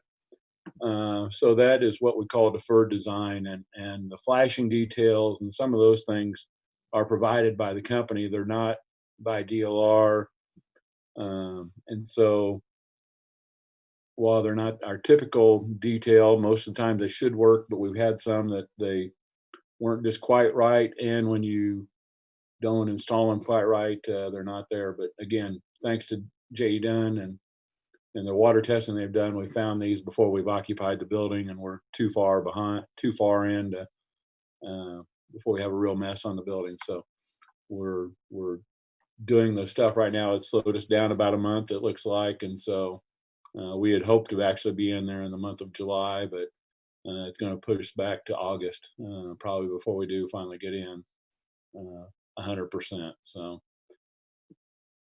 safety report, accidents 0, lost time accidents 0, accident free for 277 days.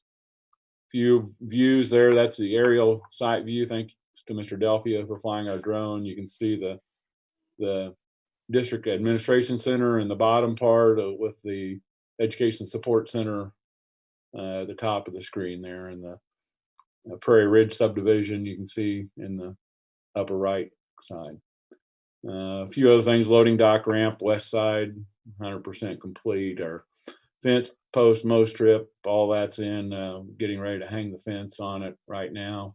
Outside we're going right along. Dayton Creek Elementary School, construction began in fall of 2019. We're still on schedule to open it fall of 2021.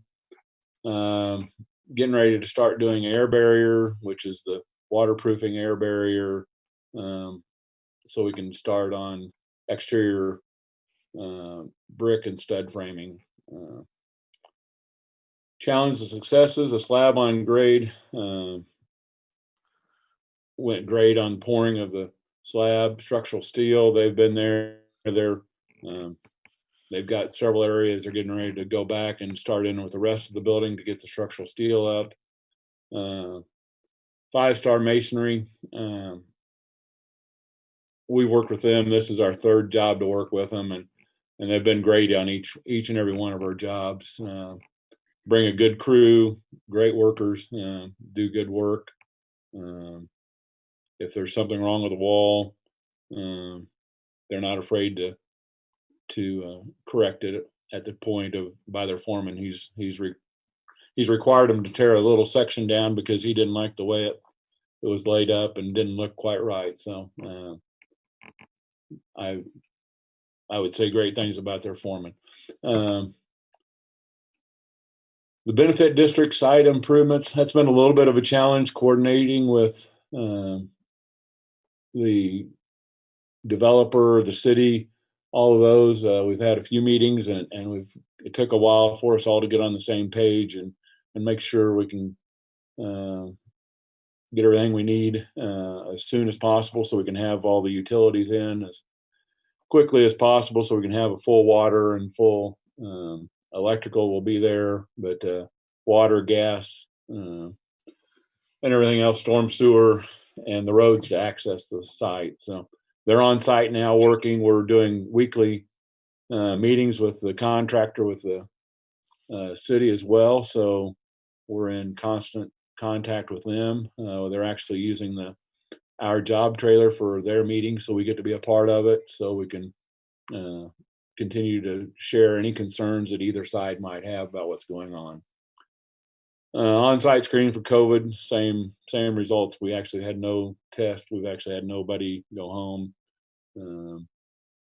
No high temperatures as people showed up. So,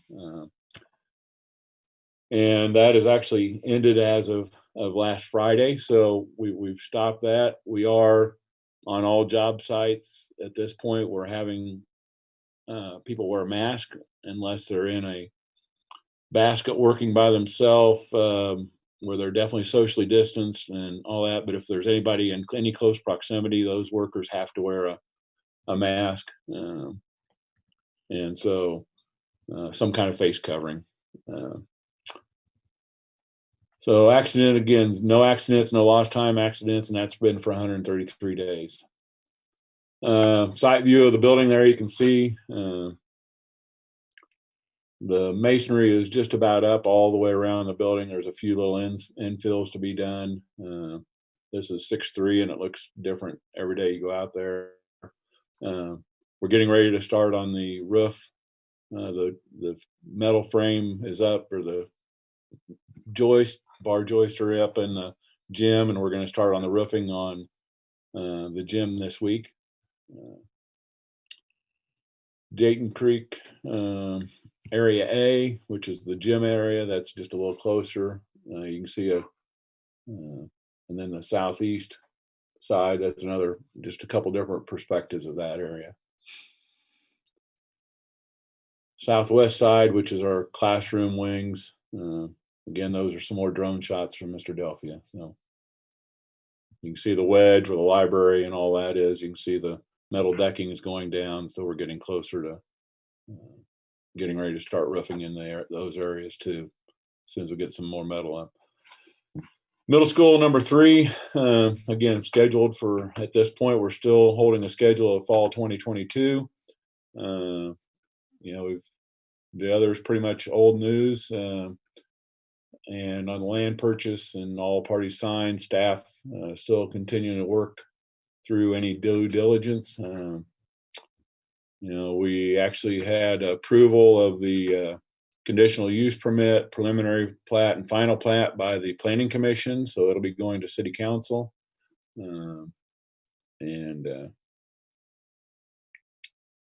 Other construction projects, Spring Hill District Admin Center. Scheduled construction begin winter 2020, scheduled opening spring of 2021. Next milestones are going to be next week. We'll be pouring the second floor slab on that. So we'll have both the main level and the upper floor, the second floor slab done. Finished structural steel there, or they will be done by the end of the week here with most everything. Challenges, successes, really successes there. The structural steel, stairs, everything's pretty well set. Doing Steel, a company out of Springfield, we had no previous doings with them themselves, but they're the steel supplier, but they brought Building Erection Services along with them, who's done a phenomenal job of actually erecting the building with Doing Steel. Barch Electric, another contractor we've had times over the years a little bit less than stellar out of them. They made some promises to us at the beginning of construction, and they've kept them. Been a great team player. Again, the COVID-19 was screening for the symptoms has been good. Safety report, no accidents, no lost times for 86 days is a 529. There's some overhead you can see from 5.5 to 6.3, what a difference it's made. And if you look at it today, it's different yet because all of the steel is on the second floor, plus the steel is on for the roof decking as well. So all that decking is on and in place. The stairs are in place. It's a different looking place right now. So just a week's time. A few more, again, pictures of it. The view from 199th was one that you'll see. I want to keep taking a shot from here so we can kind of see how it progresses. So as well, a couple other projects that have happened. You might have drove by where our district support center is here now, and see the blue fencing there. That's a new trash enclosure we put in for Spring Elementary School's trash. It's always just kind of set out in the open. That was necessary because we actually had a traffic study done last year to see what we could do to help with student safety and traffic flow around Spring Hill Elementary School. And their recommendation was to, if you'll look at the picture on the right, to put a sidewalk in that comes along the backside of the old soccer field and and to the south end of that parking lot, and kids no longer will have to cut across the different areas where people come and go. They can walk all the way down there and bypass the exits and entrance there on the Webster Street parking lot. So keep them out of that zone of people turning and looking and not really looking for kids or looking for cars. So we were able to get that accomplished. We also, at the same time, added another little connecting sidewalk to help make our entrance to the special ed entrance and curriculum entrance at the Early Childhood Center, make it ADA accessible. This was just another picture of the sidewalk. You can see that if you haven't been by, that is there now. So I do have with us tonight, and I appreciate them hanging on for this late, Andy Anderson with DLRs on, and both Jeremy Baum and Mike Leesinger, the project manager for J. Dunn, are both on. If you have any questions for them or me, I'd take them at this point.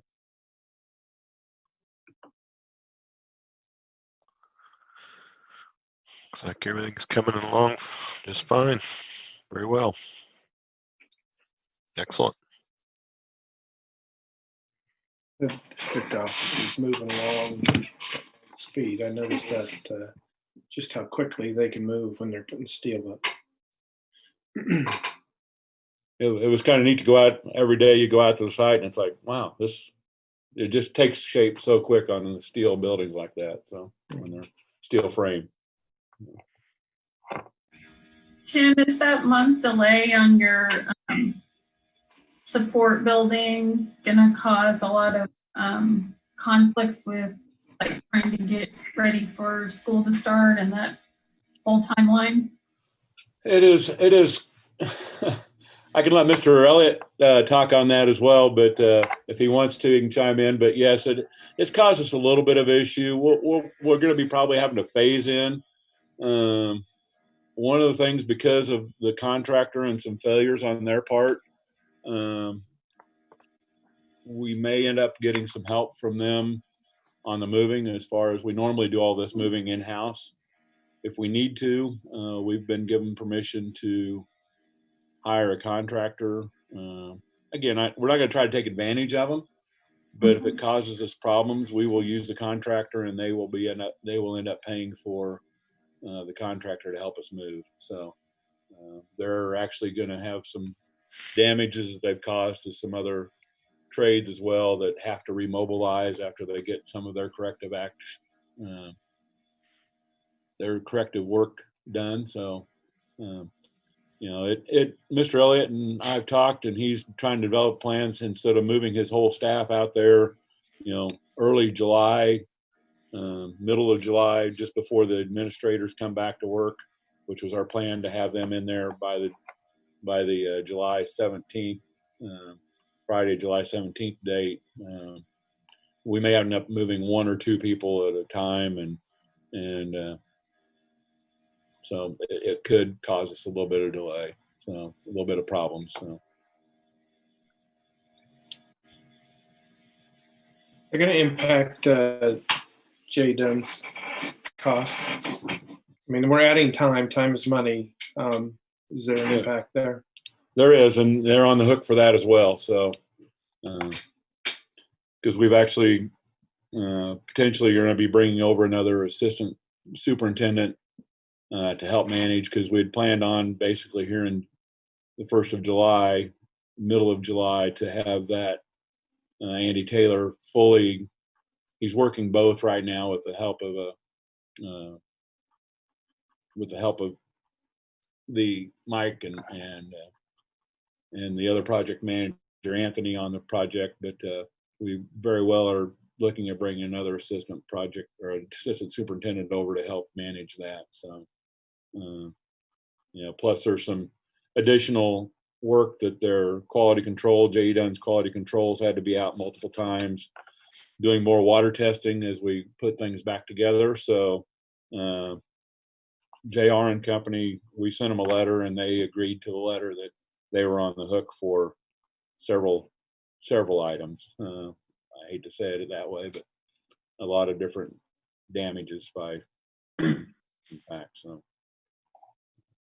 Yeah, I would just reiterate, this is Jeremy. The school district should bear no financial responsibility for JR's shortcomings. So we put them on notice in writing. We've had a meeting with the owner of the company and the operations manager, which they came to the table and openly admitted they had quality issues and are standing behind their work, and recognize, the financial back charges in essence that the company is going to see because of, one, the rework, two, the delay and the impacts of delay on the district, on J.E. Dunn, and on the other contractors that have rework because of them.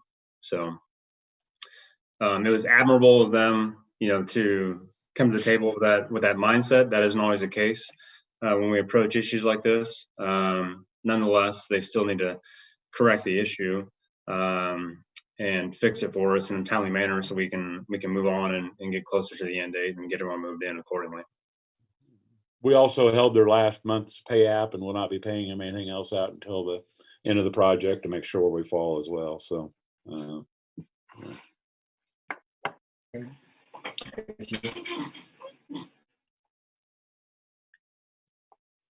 Any other questions on for Tim or DLR, or we have Andy here or J.E. Dunn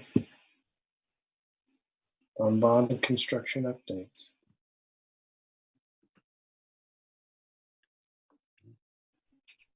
Okay, let's move on to informal discussion. Thanks for joining in, guys. Yeah, I appreciate it, and I'm glad to hear that they're standing up and acknowledge their responsibilities. So the water flashing folks. Thank you. Weighted grades. Yes, so this was something that I brought up as part of our list, and I think we have talked about being able to bring an item to the board, individual board members, to just have an informal discussion, and then the purpose of the informal discussion is to see if we want to bring this back for a formal discussion. So please correct me if that's not what the process is. But so this discussion tonight would just be hopefully brief and to kind of gauge everybody's interest in talking about this further. So weighted grading is basically when courses, and this I think is only done at the high school level, are given higher weighting or advantage weighting if the courses are harder or more difficult, and they would be specific. I'm kind of throwing this out there. You guys can correct me, administrators, if I'm wrong on any of these details, but like AP courses, College Now courses, honors courses, and we really haven't had a ton of these in the past, and it seems like we're getting more. So I remember, I think when we added the first AP or honors course, I kind of assumed that we were doing weighted grading, and I didn't really have anything to base that assumption on except what I'd heard had gone on in other districts. So what I'm curious about is, now that we have a lot more AP courses and some honors courses, and it seems like the College Now is at least remaining consistent, if not expanding, should we be looking into doing weighted grading? So for example, in an AP course, you may have the opportunity to earn a 5.0 instead of 4.0. So the advantage of it is it gives people and students that would maybe not be willing to take the harder course because it might influence their grade point average, an incentive to take that harder course. So I think there's different schools of thought on this. I haven't done a ton of research because I really didn't want to consult with a bunch of people beyond what our staff is, but just kind of doing some preliminary looking, it does look like most of the districts in our area do some kind of weighted grading. It's kind of hard to tell. It wasn't real obvious on their websites that I could see, but looking at their handbooks, looks like maybe Lewis does not, but a lot of the others did. So if any of the administrators want to chime in, but the board members especially, is this something that we should discuss? Should it be discussed at the board level? Is this something that should be discussed at the building level with the high school more and not involve the board as much? I just know that as my kids have gone through this high school system, when they're filling out scholarship applications and college admittance forms and stuff, that's when I get the question, do we have weighted grading? Do we not have weighted grading? So I got another one entering into that, and those questions started coming up again, and it kind of prompted my thoughts, and that'd be a good time to have a discussion about it.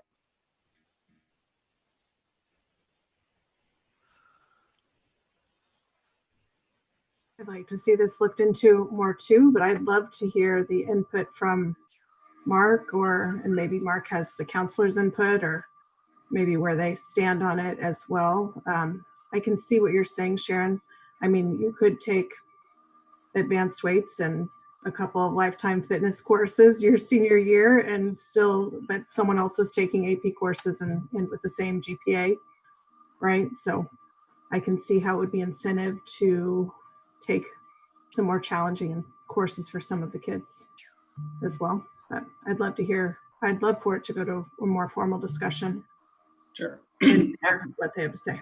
I'm going to chime in if that's okay, Allie. Excuse me, sorry. First of all, I think a couple of years ago, we sat down with Dr. Burke and Dr. Brock, and that was a little committee here at the high school taking a look at our valedictorian selection process. Right now, it was currently based on basically for 4.0 student. If you survive the high school with a 4.0, you're going to be selected as a valedictorian. And as our classes got larger, we needed to take a look at what we were going to do. So in front of you, I believe you can see is our new process that will take place is going for the class of 2022. So that would be this year's juniors coming up. And so we have it's a little bit more stringent. They must complete the Kansas Scholars Curriculum, which is the toughest curriculum that we can offer. You go into the state of Kansas, and then enroll in at least 5 academic classes second semester or senior year. I think you guys know, being experienced parents of high schoolers, if they're not involved in activities, a lot of our seniors really cut back quite a bit on that second semester of their senior year. They had the option of taking about 3 classes and then being done for the day with that. And then below that is the criteria to select a speaker for valedictorian. I think we all remember last year's graduation, we had potentially 22 speakers during graduation. So we came up with a criteria also to help select a speaker for that. As far as the discussion with weighted grades, I think Ms. Healy, you asked about that. You know, obviously with the increase of college now and AP courses, we've had several discussions about weighted grades and what it would look like here at the high school. You know, it does, if it does support the rigorous curriculum for the students to take it a little bit on the rewarding side with that. So we've had some discussions here at the high school about what it would look like. Yes. I'd say a couple of things that it's going to do is your valedictorian is going to be the person that takes the most college credit courses. And because when you're putting it on a 5, you're giving them a 5.0 credit on a 4.0 scale, whoever ends up with the most classes with an A is going to be your valedictorian.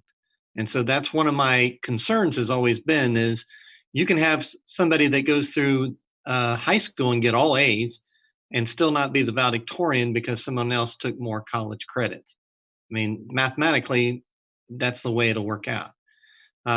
I know that one of the things that the board has talked about is maybe having too many valedictorians. I don't know if that's a problem or not, but weighted grades is something that is something that we can certainly consider. My only concern that I brought up is when the class of 2022 were freshmen, we gave them this criteria of what it would be for them to be the valedictorian. And 2 years into it, now we possibly could be changing it. But if that's the will of the board, that's fine. I'm just pointing out that we just did this 2 years ago. Well, I think the discussion is not necessarily for something to be changed this year or next year or whatever, but just kind of what does the future look like? And maybe it'd be a good topic for a retreat topic or something. But also whether valedictorian or not valedictorian, the weighting of the grades is kind of separate. I can see how it relates to that.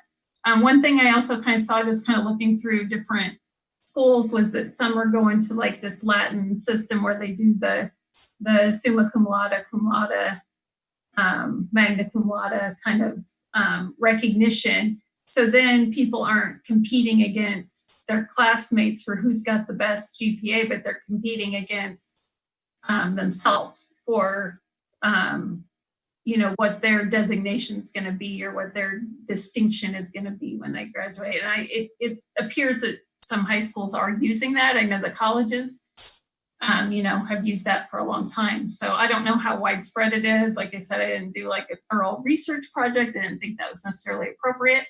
But just, throwing some things out there.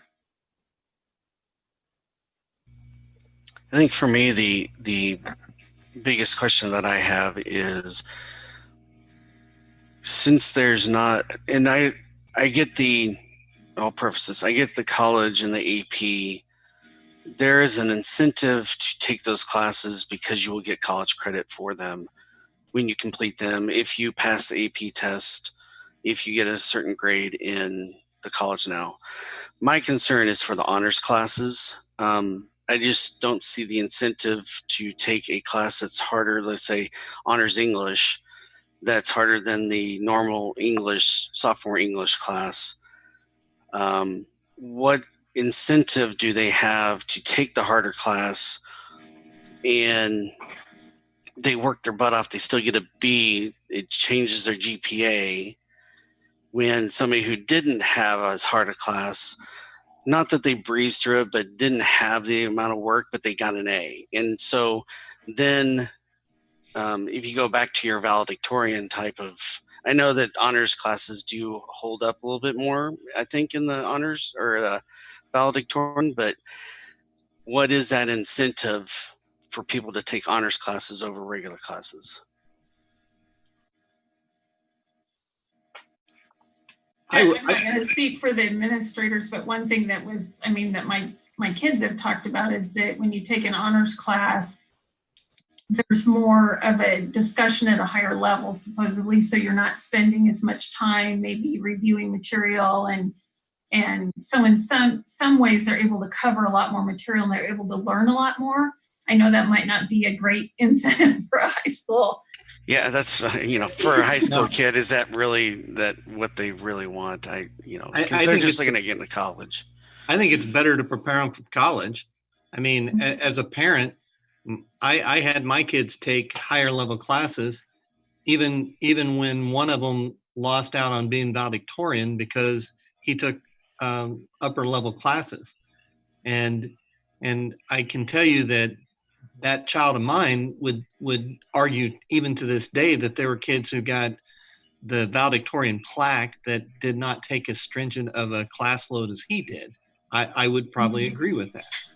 But what I'm saying is, just like what happened here, you're not going to move into weighted grades and not have the conversation of a valedictorian. They just run together.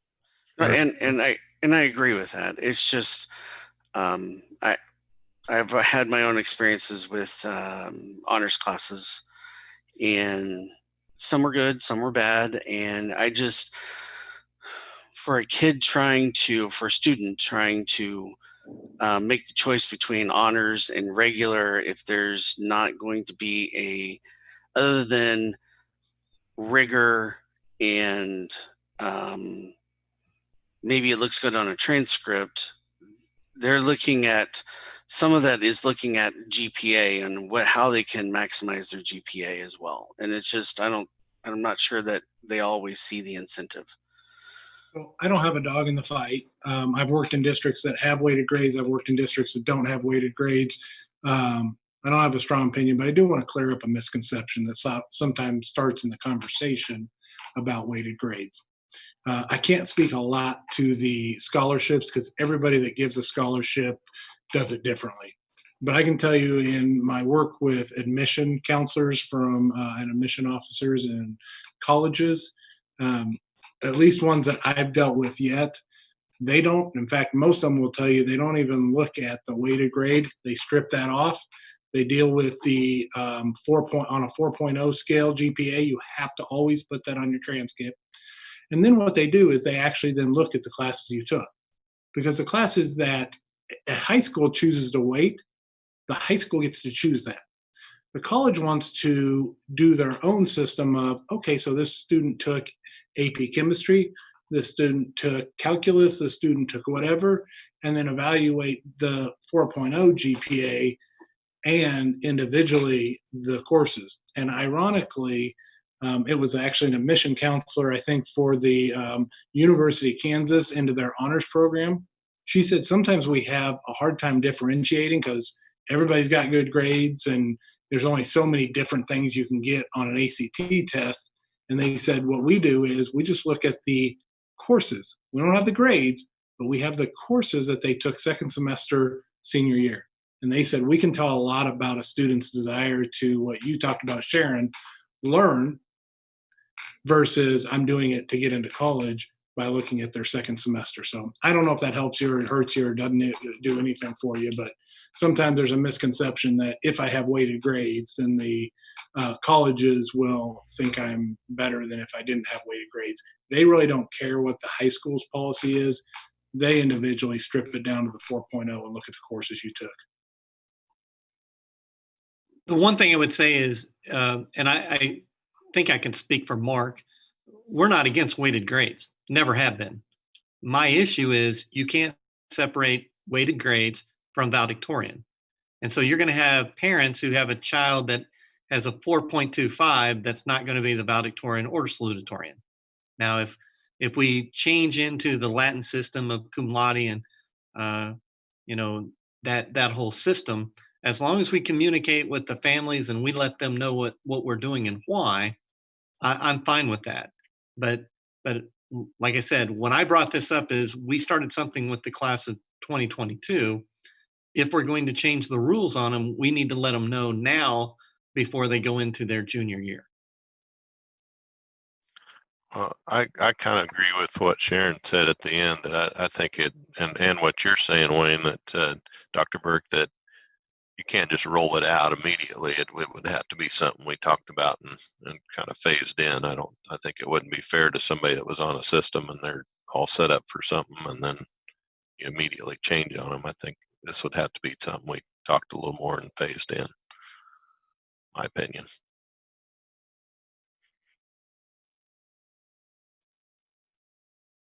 Doug, you're muted.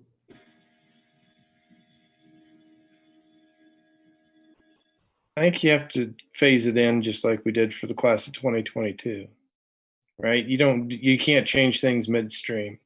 I think you would have to start with a freshman class so that they have the same requirements all 4 years. Number one. Number two, I guess I'm struggling a little bit. What are we trying to accomplish here? What's the actual outcome we're trying to achieve by having weighted grades? And maybe that's part of the conversation that we need to have. Sharon, I think you have a good idea of moving this to a retreat topic where we can have a lot of conversation around it. But I in my head, I'm just trying to formulate what it is we're trying to accomplish. I've heard incentivize AP classes. I've heard help on college applications. What is it that we're really trying to accomplish?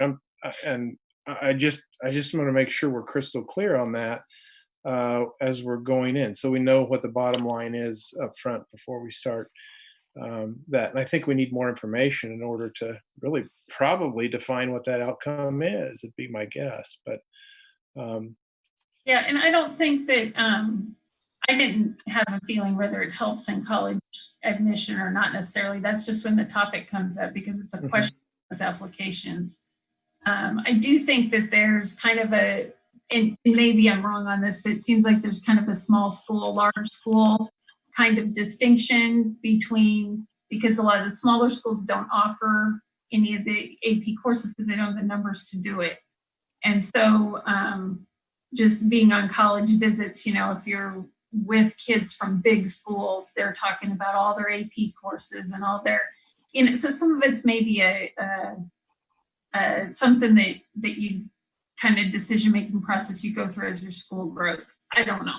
I just wanted to throw it out there because it's on my mind. So One thing you'll hear me continually advocate for, and I've heard Mark a little bit as well, is to give our kids more rigorous options. I just happen to be a dad that, my daughter consciously going into her senior year that she had a 4.0 said, it's more important to me that I get to take AP Chem and Calc and college that than to maintain my 4.0. And sure as shooting, she got herself a B this year. And ironically, the teacher apologized. And I said, no. I've been a lot of people's first B in their life. It's just part of having a rigorous class. And she's a phenomenal teacher and she has a rigorous class. And my daughter earned her B for that. So anything we can do to get more kids taking more rigorous classes, I'm in favor of. But I think the first thing we have to do is make sure that we have a good offering of rigorous courses for kids, like what you're talking about, Sharon.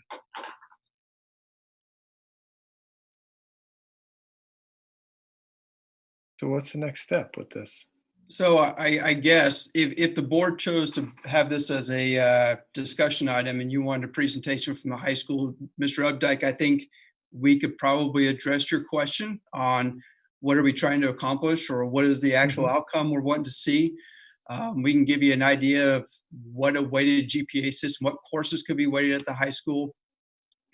So if you wanted to talk about this at a retreat, you would probably have a little bit more information going into it for discussion on that, if you guys are wanting to have a further discussion on that.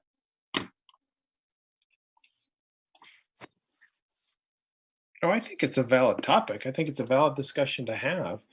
And just so that we have a clear understanding of, the value we gain. So I would propose that we add it to our next retreat, and that we have, we've framed it a little bit just in this discussion, but I think having a little more clarity around what it is what the outcome is we're expecting, what the accomplishment is, how it benefits students, and how it would improve their education. I think before we start talking about enacting things, I think we need to have those kind of conversations. And I think it's a really good topic for a retreat. I do love, Mark, how you offered, though, to do the research and presentation of that, because there's probably a lot that goes into this that we're unaware of, too. So while I think it would be a good topic for a retreat, as long as that presentation was included there somehow. I think even it'd be worthwhile to hear you kind of a pro and con kind of thing, like somebody that's really passionate about it and some on either side. Get a good idea of why people do this and why they don't do it. Right.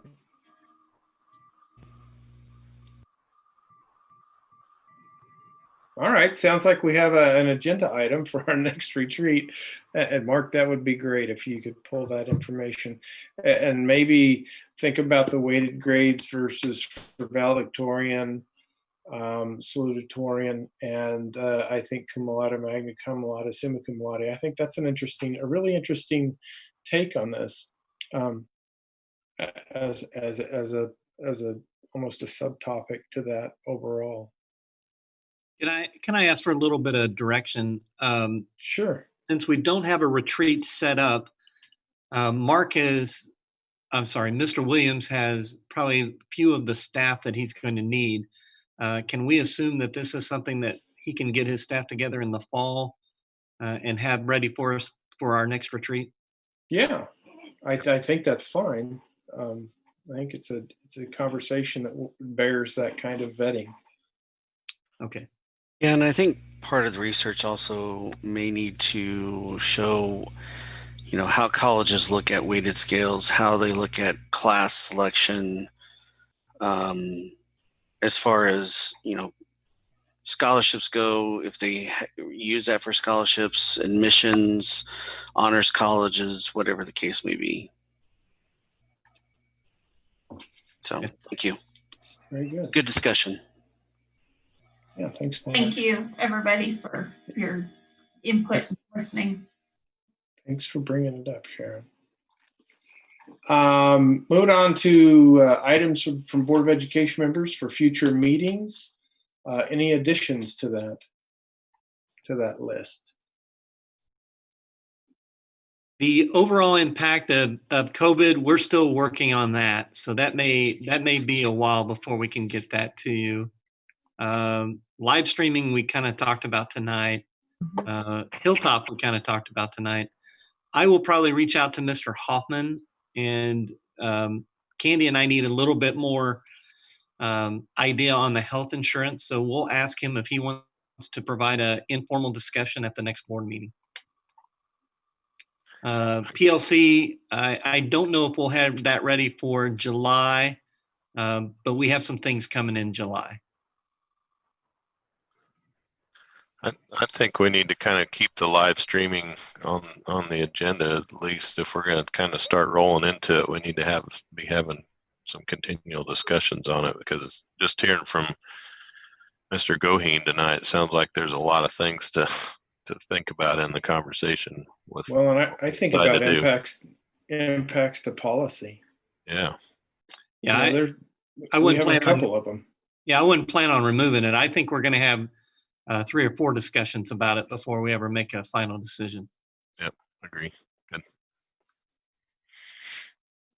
All right. And any additions to this list? All right, board work calendar, Dr. Burke. I think we're in pretty good shape. We did have a conversation with Bureau Chief Reese. He is going to work with the county commissioners. They're facing some budget cuts, but he thinks that they can work through that to provide that second SRO for us. I did reach out to Steve Klicka, and he said that he would be very supportive of that, of us getting that second SRO. So I think that's still going forward. We're just kind of waiting to hear from them. Let's see. We should have the calendar. Remember, that's a 2-year calendar. We should have that ready for the next board meeting. And then board goals, we will definitely have that in July. At some point at the next meeting, we probably need to talk about getting together for the board. You do your own survey. And so we probably need to get that on the agenda to start working that out. And then the other thing is budget workshops. We really can't do anything for the budget for next year until KSDE sets up the budget workshops. And I know that Dale Dennis has been talking about that at the last couple of meetings, but they're still kind of waiting to be able to bring big groups of people together in order to do those meetings. So other than that, I think that we're right where we should be. Okay, very good.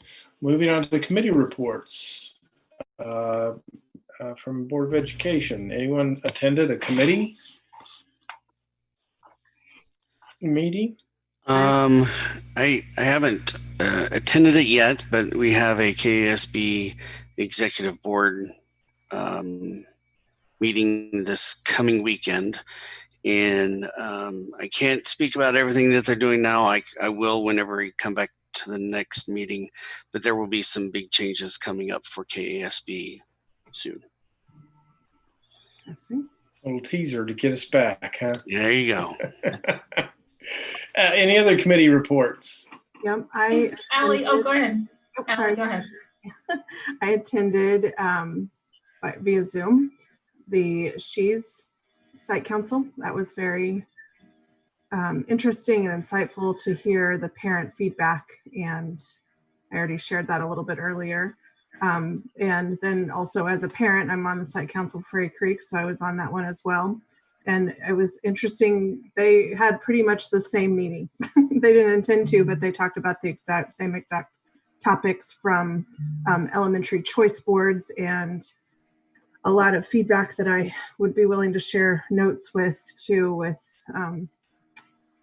Dr. Burke and for everybody really, but I have a lot of notes from that about parent feedback on the packets and the choice boards, And then we talked about kindergarten roundup and how that looks. Prairie Creek has 83 children signed up for roundup. And then I've also attended some, when I can, the Wednesday school board meetings. And those have been really interesting. The one with the Acacia director was very interesting. So I think Sharon was on that with me too. I thought that was a great meeting, but it's been good to hear across the state what's been going on in other districts. I was just going to mention the KSB meeting with Acacia. And offhand, I think you guys can probably clarify that. They don't have a requirement of the 5 classes for seniors in their second semester to participate in the sport. Is that what their change is? I believe so. Mark may have to, I didn't know if it was officially went to a vote or not. Oh, well, it seemed to sound like it was a done deal by the meeting that they had. So. But it seemed unclear if it was just for the 1 year or if it was ongoing. Seemed like it was just senior year, but. I think it's just senior second semester. But I mean, just this coming year. There was discussion about that in one of the breakouts. Oh, I think it's ongoing, right? I mean, that was my understanding of it. Anyway, we don't know. We just went to the meeting.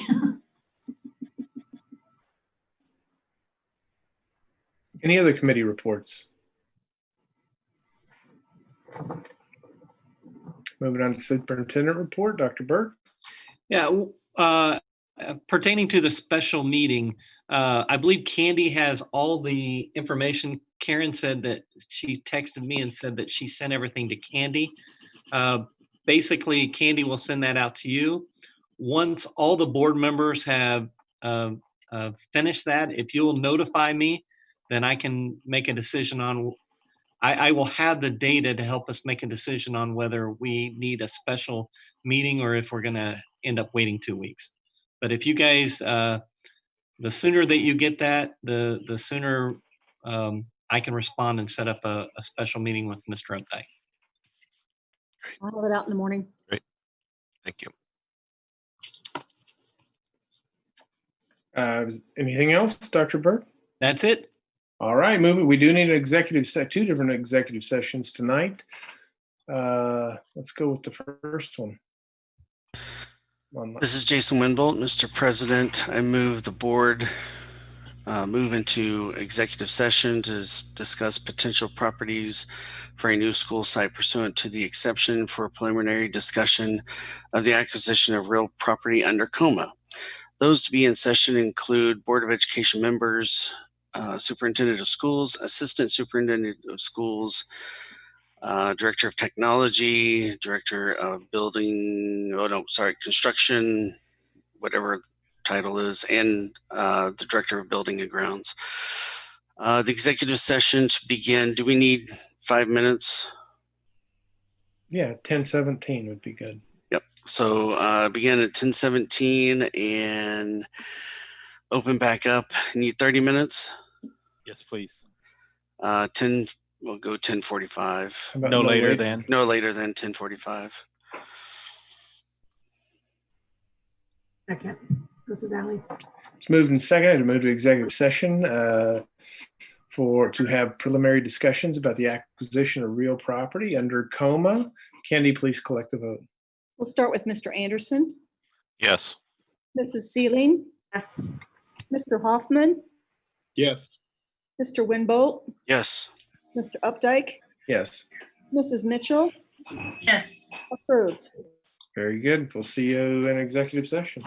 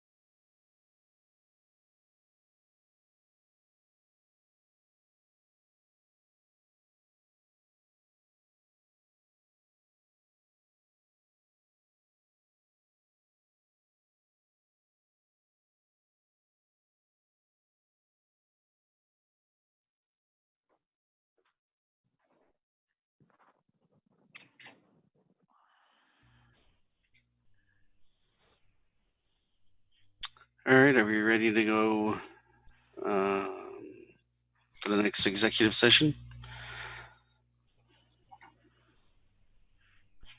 I'm ready. Sounds good.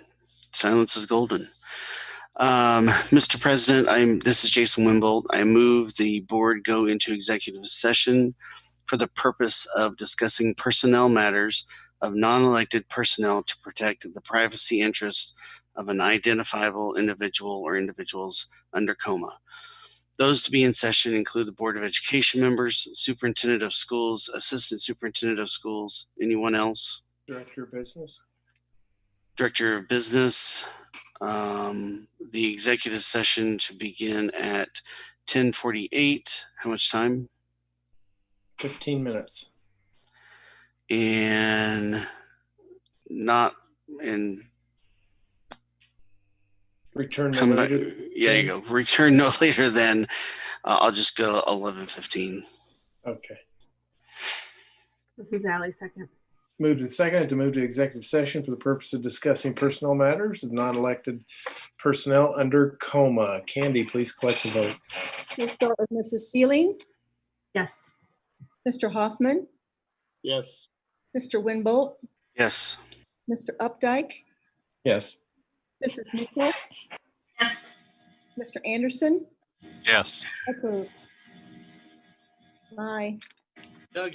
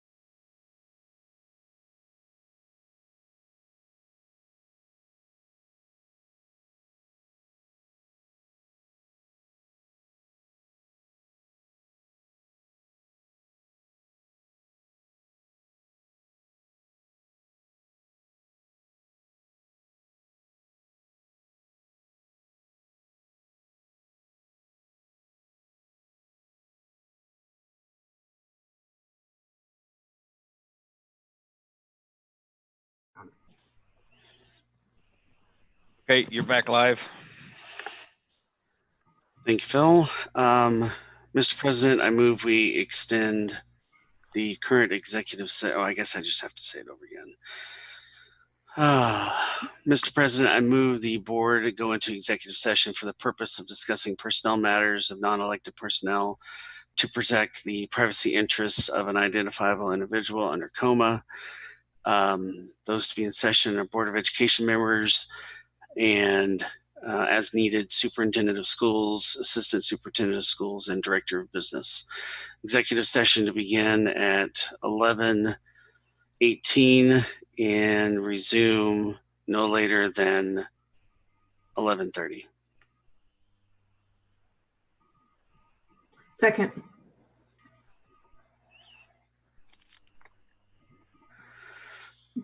Doug, you're muted. Well, this must auto mute, I guess. Yeah, auto mutes when it comes back in. Moved and seconded to move to executive session for the purpose of discussing personnel matters of non-elected personnel under coma. Candy, please collect a vote. We'll start with Mr. Hoffman. He didn't come back out. Okay, that's fine. Mr. Winbolt? Yes. Mr. Updike? Yes. Mrs. Mitchell? Did not come back out. Mr. Anderson? Yes. Mrs. Sealing? Yes. Okay, I've got my 4 approved. Very good. Thank you. Doug Updike, do you want Yes. Doug Schwinn to come back in?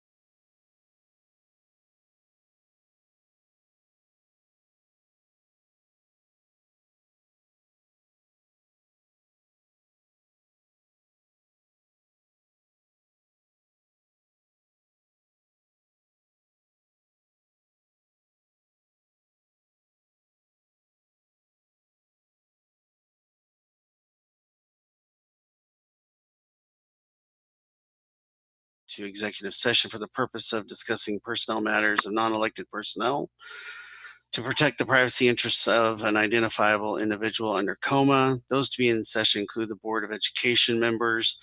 We will request the superintendent of schools this time and the executive session to begin at 11:31 and resume no later than 11:41 at this place. Second. Enjoying my background, virtual background. It looks horrible. Doug, you're muted. Yeah, I wasn't even saying anything. So I moved in second. I was trying to find my picture, actually. Moved in second, go to the executive session for the purpose of discussing personnel matters and non-elected personnel under coma. Can you please collect the vote? Okay, Mrs. Seeling's here. Yes. Mr. Hoffman here. No. In the room. Mr. Winbolt's here. Yes. Updike is here. Yes. Mr. Mitchell is not. Yes, I'm here. Yes, she is. Yes. Mr. Anderson. Yes. Yes. Okay, approved. And Wayne, you're coming in. Okay, thanks.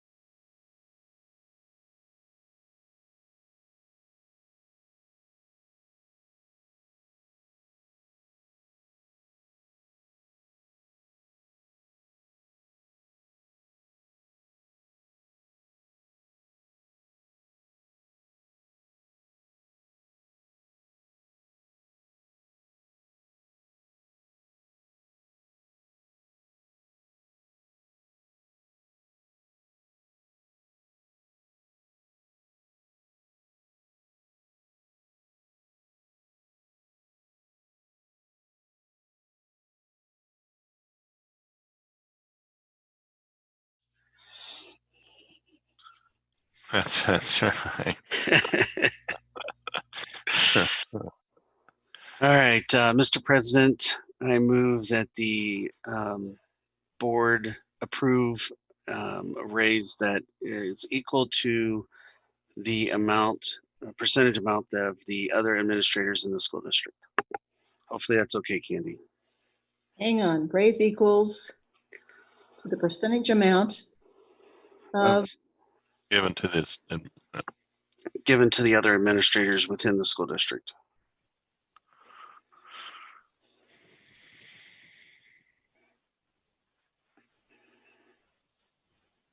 okay, and this raise is given to who?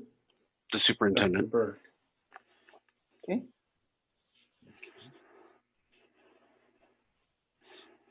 As long as you know what I'm going for, I'm okay. I've got it. Do you need a second? Yep, we need a second. Second. Move to second to provide Dr. Burke a raise equal to other administrators in the district. Any final discussion on this topic? Can you please collect the vote? We'll start with Mr. Winbolt, Yes. Mr. Updike, Yes.